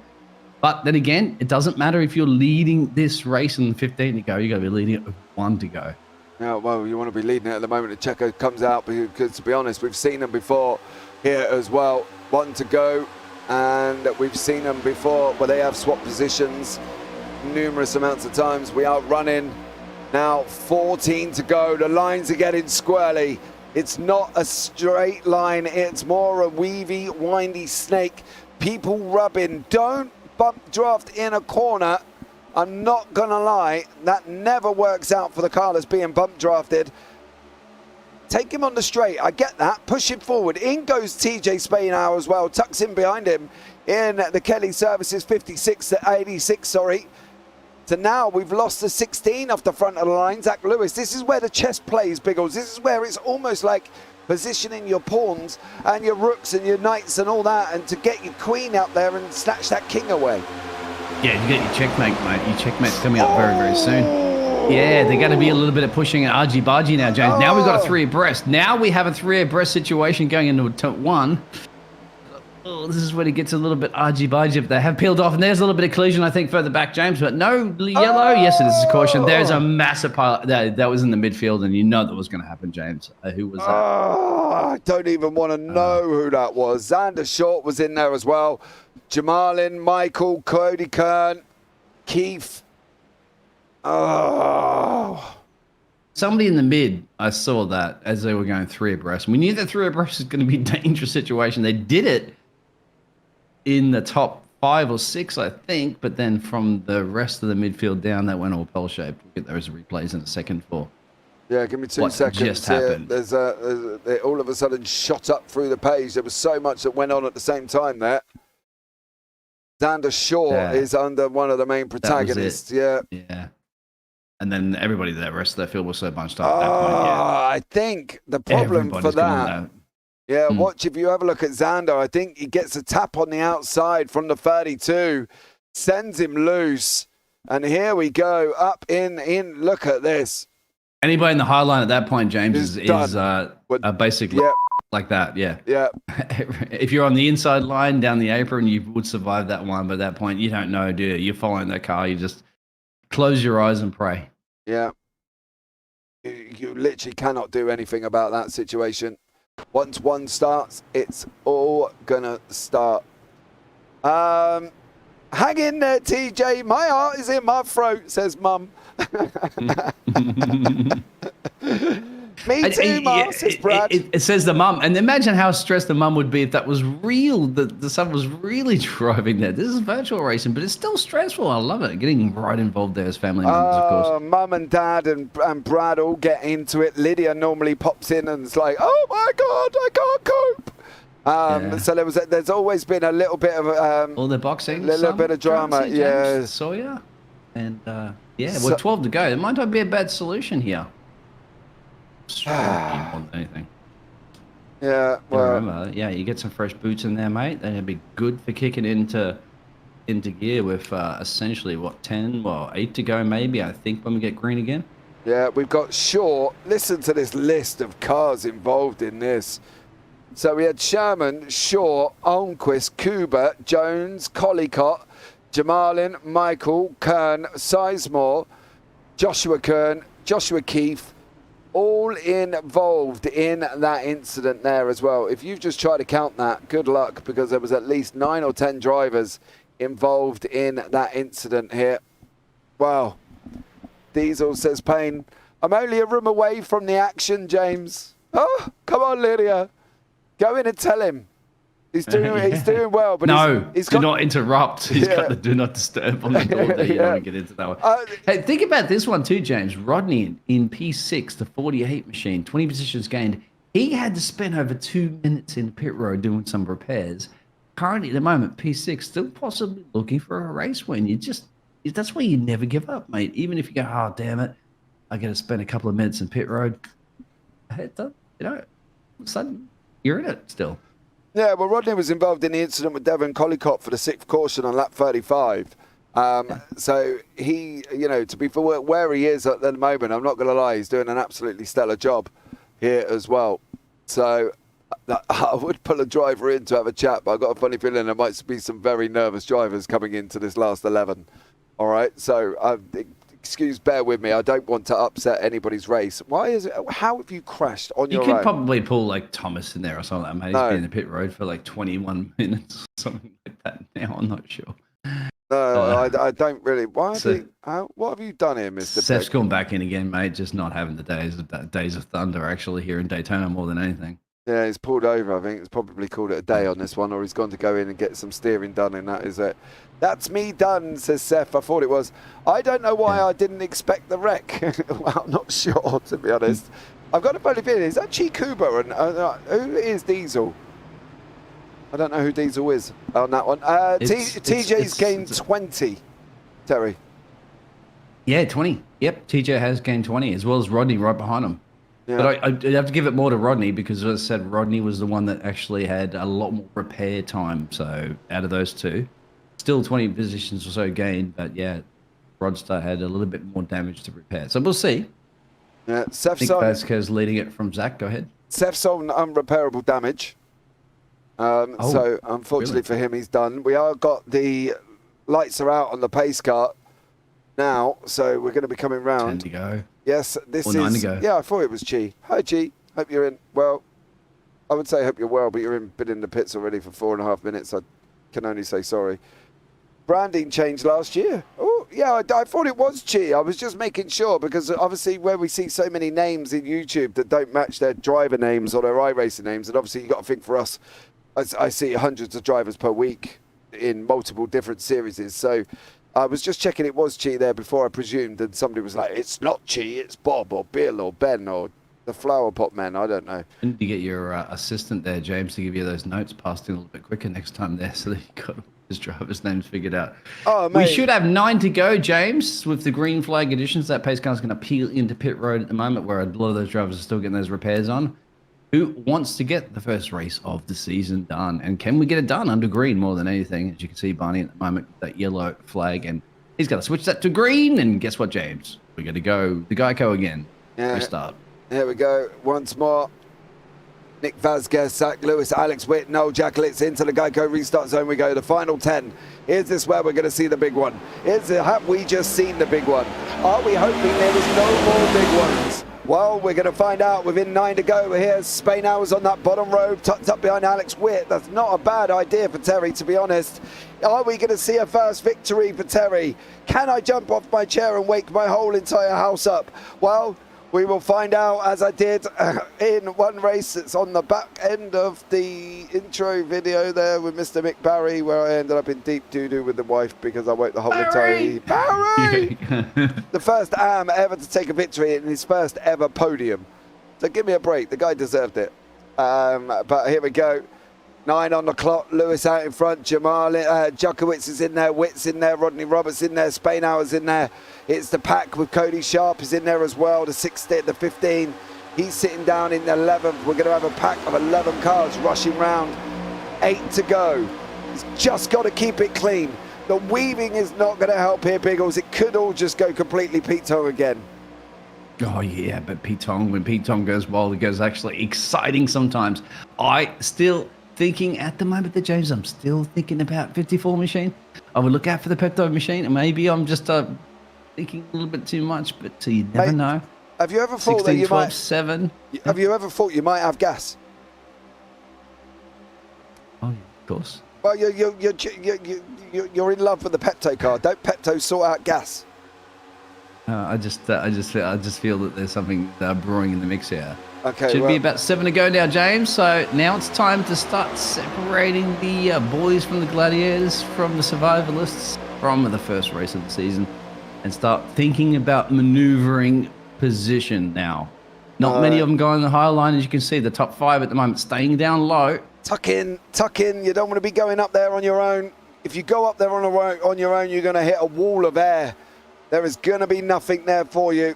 Do not run that high line currently at the moment. There is nobody there. And if there's nobody there, you are going to be in trouble. As soon as you go out, you are going to chunk a wall of air and you are going to be stuck in that position currently at the moment. You can see these drivers coming around now. These remaining 29 on track.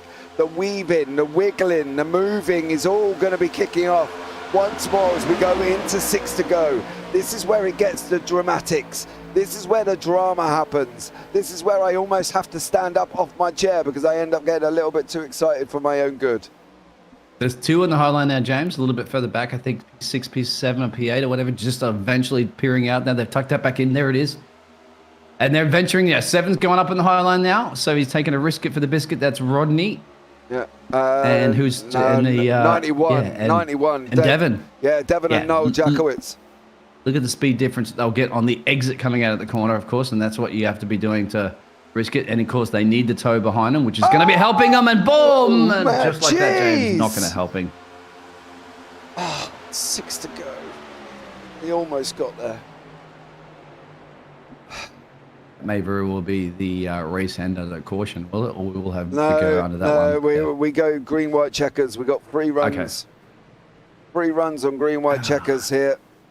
So it was worth going, I don't know, was worth going on the high line, but then just like it went pearl-shaped. Yeah, you can see where the contact was made before. It was up here. Sawyer Gara ended up getting himself involved in that. So Too much speed going in the corner, wasn't it? There it is. It gets loosey-goosey. Here he comes now. We're going to be coming down very, very shortly. Noel Jacowitz there, I think, could be getting involved in this one with the 91.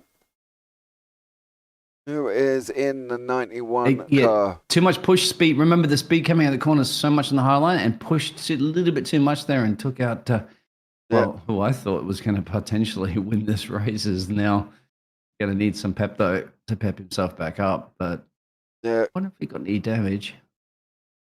Noel Jakowitz and Devon Collicott have set us on our way for now tying with Dover. We have had 12 cautions here at this race, and we are now tied with Dover. Charles Ho, hey Charles, welcome in. I thought you'd come into some action. What's he doing here? Yeah, he's clearly thought you'd pop in, and all he's just put is holy murder. So there we go. Deja vu, isn't it? Feels like we had Charles here just yesterday or the other We day. did have Charles here yesterday for me. It was yesterday morning. Do you know I slept like an absolute log, right? I didn't sleep for nearly 24 hours. I got up early Monday morning, and then obviously did a broadcast at 8 o'clock UK time, 1:45 UK time, 5 o'clock in the morning UK time on the Tuesday morning, mind you. I'm now Tuesday morning. And then I went to bed after about 6, 7 o'clock. So I was nearly 24 hours awake. But boy, oh boy, I slept like an absolute log. I hope you did, James, because remember I had to pull my computer apart, which means like the 5 monitors. I had 5 monitors at the time, 1,000 cables, put it all into this, pack into that, amplifier speakers, blah blah blah blah blah blah. Put it all in the back of the car. We finished that race at for me it was almost midnight. For you it was super early in the morning. Yeah, that was exhausting, but it was well worth it. Okay, right. Calvin Ross, not my fault this time. No, it was not. Billy, TJ, have to do a chant. All right, well, you crack on. Stay inside the inside lane. He does, and I think that's the thing. If he's on that outside lane, right, for TJ, he's sitting in fourth, so he should technically be on the inside. I'm trying to think how it... No, it's 1, 2, 3. He's going to be on the outside. Lydia, get into him and say, James says you need to go in at the earliest opportunity because I got a funny feeling the winner is going to come off that outside line. I've got a funny feeling that 4 position, because 1 is base, 1 is right, 2 left, 3 right, 4 left. Yeah, he's going to be on the outside, I think. I think he's going to be on the outside. I think if two go up high, if 2 cars like to go up high and tow each other, push each other, they potentially, and that's going to have to be somewhere along Alex there or a TJ or whatever. If they work together there, I think that they can sneak past their Zach and Nick that are leading this race. But they have to be deciding to go together on that one perfectly. Maybe Christian or Ryan a little bit further back and think about that too. You get that high line exit, of course, out of those corners. Bang! You're gonna have the speed there. Now you got to time it perfectly, don't you? Turn 3, and then you can get the overspeed difference and chase them down to the line. Of course, James, that may be what's going to be going through the mind there, and whether or not Nick and Zach are going to work together and stay on the inside line there, the low line, and push it. He is at the top. The lights are out, right? Okay, so we're going to run first till the end of the race. If we don't make it till the end of the race, we will run the first green white checker. If we don't make it again, we're going to run the second. If we don't make it again, we're going to run the third. And then after that, we're going to be finishing under yellows. So let's hope that we can at least make a victory here as well. Don't forget, there is no yellow flag on the final lap of the race, as I found out last year. It's no yellow flag. We will be, if it gets to the white, we're going to be running till the end. It will not be thrown a caution as well. We've also had some research on the amount of cautions that we've had as well. Season 7 at Martinsville had 18 yellows. So we're on 12 at the moment. So how long did that take? Well, I dread to think we've been going along here now for a good old while as well. So they had 18 yellows at Martinsville in season 7 has been the record. But yeah, James, we need to get some ads or something like that to throw up during those breaks like they do on national television. Yeah, States. We're going to go for an ad break. We'll see you in 5 minutes. Right, here we go once more. Pace car's going to be in. We're going to change over to Barney and see what he's up to this time. He's going to have a yellow in his hand. He's going to swap it to his green. There he goes. Pace car's going to be in. Free to go. This is it. This is the moment We have all been coming down to this final one now. Into the restart zone we go. Is that Lewis, Nick Vasquez, Witt, Spainhour? They're all in it. They're all up the front. Can we keep this green? Free to go here as well. We're going to be on the final lap of the race this time around. It's big. There's a big old gap. Spainhour got hung out more than my dirty washing. He's on the outside line currently at the moment, and he's just dropping back down into 6th. He needs to get on that inside if he can, or needs some help. He's going to need help. If he does not get help, he is going to be in a whole heap of pain being that high. He needs to be dropping if he can now once more. Zach Lewis out in front, Nick Vasquez.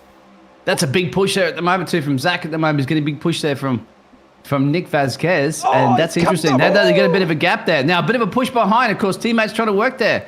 Now they have to swing it around the outside. Keep an eye on Rodney. Remember, Rodney now could be looking to make a run. He's going to tag in behind. So this is interesting, James. We're going to get down to the final lap, final run. Look at this. You're getting murdered on the inside in the 16 car. It's going to be the 12 and the 48. That's Nick Vasquez and Rob. And keep an eye, of course, on Alex. There's been a big crash in the back.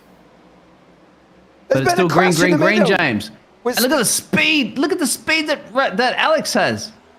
Has he got enough? He gets a big push too, James. This could be it. Here we go. Spainhour's in there. He's got to run as well. We're going to be around the final corner. How is this one going to work? Look at the speed difference on the outside. Drop in. He's pushing. Yeah. He's going to get now the 86 has to go for. The 86 has to go for it, but I think Christian might have it here, James. Christian's got it. He's going to get it. Strada's going to take it, I think. Oh, Strada got it on the line from Spainhour. Oh. Sorry, House. Strada. Sorry, neighborhood. Yeah, Strada, I'm sorry. Sorry, everybody in Daytona. If you didn't hear that one, you certainly did. Wow. That's team. Well, it's teamwork. So there are teams or not there, James. But that is goes to show the difference, isn't it, between that outside line and the inside line, the dying stages of this race. Strada got it. Crossed over the line. He got that final run. Oh, I am surprised that Spainhour did not make that run. I thought he should have dropped off the back end of Strada. He would have had that if he dropped down off that yellow. And here we go. The two of them coming across the line in unison. There's big incidents going on behind him. He come out at this too point, late. He pushes it. And then what you do, obviously, look at that, was Alex. Alex had to go somewhere. He didn't, and he got murdered there. I have to say by the 86 car. Yeah. I'm reading this one correctly. Yeah. And then look at that speed difference coming out of the corner. I would have thought at this moment, has he got that run there? When he got that run, I know he's played the team game, but he could have dropped off and taken that. He had enough overspeed. He was literally pushing him, and he comes out too late to try and take that victory. He just can't do it that late. He played it well, but boy, was he late coming out. Christian Strada. You got to back up over the Daytona grass, mate. Oh, come on. Pitches. You might have done it before, James. Want to look at the replay. Yeah. You can't push that fence over, my friend. Unfortunately, those tech pack barriers are a little bit more guarded against your machine there, TJ. Good job. Of course, P2. 23 positions gained there, James, as well as our race leader, 21 gained. Comes to show you, it doesn't matter where you start in Daytona, mate. It's how you finish. Yeah, definitely. Here are the official results. Christian Strada takes the victory. TJ Spainhour in second. Alex Witt in third. Zach Lewis fourth. Noel Jackowitz fifth. Anthony Radel sixth. Rodney Roberts seventh. Nick Vasquez eighth. Blake Lewis ninth. Cody Kern 10th. Andrew Jamalin in 11th. Cody Sharp 12th. Hunter Carlson 13th. Xander Short 14th. Rob Sizemore 15th. Daniel Jones 16th. Joshua Keefe in 17th. Dan Michael down in 18th place there. Then we've got Devon Collicott, Ryan McClellan, Yogi Shishela, Tony Hedge, Sawyer Gara in the 54 Pepto. 23rd position, Andrew Onquist, Brandon McLaughlin, Greg Sherman, Chi Kuba, Joshua Kuhn behind that, Dominic Bettini, Derek Runge, Keenan Kimber, and we know obviously the situation with Armin there as well. So let's see who we've got waiting for a chat here this evening. Who is in the... Oh, they're all here. Okay, let's start off. We're going to go in reverse order here, and we're going to start off with Mr. Alex Witt, who come across the line in third place. Alex, how are you, sir? I'm good. I'm happy with third after all of that, honestly. Oh, mate, all of that drama and dramatics. I would be happy with third as well, to be honest. It was quite a struggle, wasn't it, really? Yeah, I mean, it was definitely a race of attrition towards the end there. We didn't get the green-white checkers that I thought we might have used them all, to be honest, considering how the race has gone.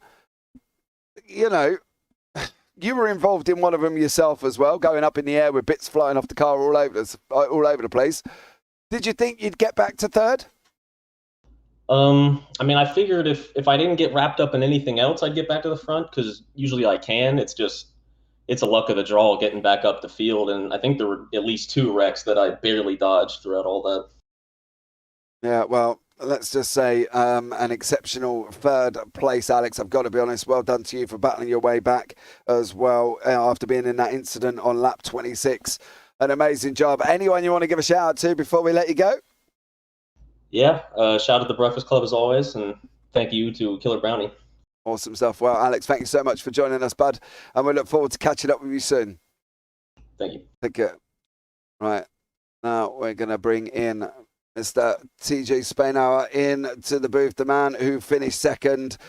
Could he have had first if he wasn't playing the team game, Mr. Spainhour? I will be honest, if me and Christian had met up earlier, able to get through that earlier, it would have been a dogfight to the finish. Me and him both agreed that we would work to get towards the front, and if it came down to a 1-2 situation, we'd go for it. Both of us. Okay. We weren't gonna let the other one have it, but I mean, I didn't have enough of a run to get around him. I was stuck to his bumper. I should have let off a little bit and pulled up to him to get around, but I could be happier with him getting the win and me getting second, or vice versa. 1-2 is what we wanted. Yeah, well, you definitely got it. There was talk in chat that maybe you should have gone out earlier. I reckon you could have taken that. What do you mean gone out earlier? Well, gone on the outside of Christian and pushed him for the win across the line. Oh, yeah, maybe. Come on, TJ, do it. Come, just once. I want to scream in joys of victory that you went over in first place. Plate racing is seeming to kind of go my way, except for Talladega last year, wrecking out near the end. But intermediates are not really my forte. But come Talladega, I think we will do everything in our power to get to the top there as well. Oh, you had such a run off turn 3. I reckon if you cut off him and dropped down onto the inside of him, you would have had that run. Right there at that moment, dropped in the inside. I reckon. Yeah. I was also worried. I was just kind of worried with how close Alex was too. I didn't want to kill all our momentum and possibly give it to Alex. I also didn't want to mess up and take either of us out. Yeah, I know. But great job anyway, mate. Your YouTube chat has gone absolutely mental. Dad said that that was his Father's Day present. Mum said she's proud of you. Yeah, that's a Mother's Day present for her too. A little late on it, but yeah. And Lydia is just put woo, yeah, screaming. Oh yeah. So I think you did an absolutely exceptional job, Terry, there as well. Anyone you want to give a shout out to before we let you go? I really want to give a shout out to my brother Brad that was racing with us Sunday. Yeah. I got a little frustrated near the end because I wrecked out. And I gave it to him, and he did not want to give up. And from the progress from where we started and how it ended up, I am unbelievably proud of how it turned out for him. Yeah, we were 33 laps down, but he did not give up, and that's admirable for me. Yeah, absolutely. Well, TJ, thank you so much for joining us up in the booth there, bud. Exceptional job, and congratulations on your second place. I appreciate it, James. Take care, man. You too. Right, now we're going to have a chat with the winner of the race. pushed across the line by his teammate, Christian Schroeder. How are you, Christian? I am great right now, James. A lot better than when I saw you the last time.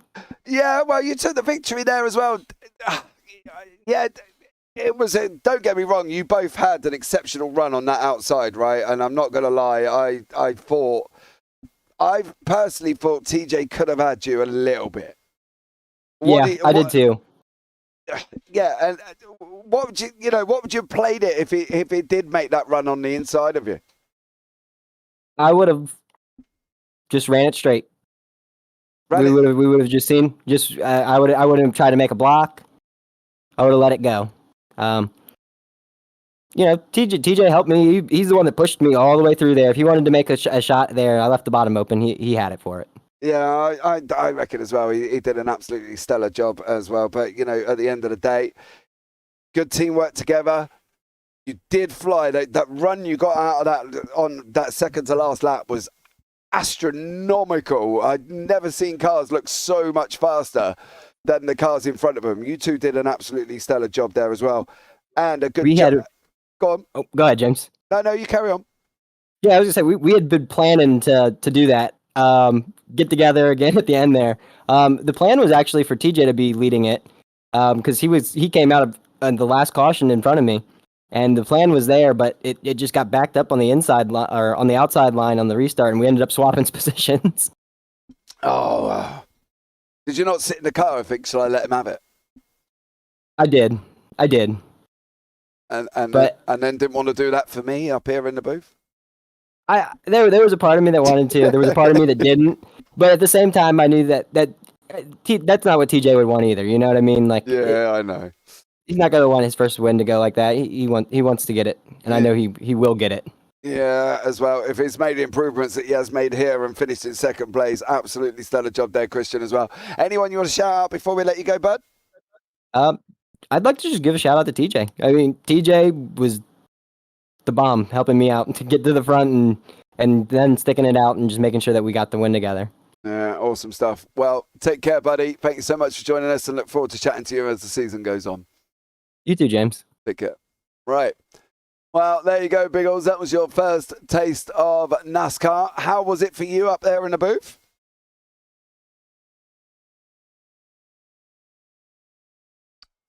Okay. Biggles? So sorry, but here at the moment there, James. So somebody listens to the Daytona song. What's up? I said, how was it? How was it for you for your first taste of NASCAR? That's what I said. I was listening. It's like they reminded me of the Daytona. It's crazy. It was great. It came down to it, didn't it? Lots of cautions, as you'd mentioned there, and as we heard from the drivers. But it always has to come down to a shotgun final there across the line there, and you have to say there's a lot of teamwork at play, and a lot of these drivers are going to be working together. I no doubt there for the future, James, of this 18 track season, give or take on that one. I did write my notes when I found my pen. Yeah, definitely. That one, James, it's about 18 or so, I was going to say, because Formula One season is about 22, and I think we're about shy of that one. 17. It's going to be great. 17. Oh, there you go. So yeah, hey, 17 is close to the 18. Yep. Great. Yeah. Wow. Absolutely fantastic, James. Yeah, stellar job there as well. TJ wants to do it on, but there's nothing like teammates. Yeah, agreed. Hopefully Christian will repay the favour as well, because, TJ had a heck of a run and probably could have dropped off that inside line and really did an absolutely incredible job taking that across the line as well. But it was an absolute exceptional evening of racing, guys, as well. Apologies if you are looking at a black screen. The session has ended, and that's why you are currently at the moment. So proud of my son as well. Thank you for everyone that has joined us for this season opener of 32 cars on track here. There's so many people in chat as well, so I'm just going to say much love to every single person, of course, to Spain Hour Massive and anybody else that I've missed in that process as well. But thank you for joining us for the very first one, and we will see you next week at Michigan here. But for now, guys, as always, take care, have a great week, and you never know, we might see you on the track sometime. Good night.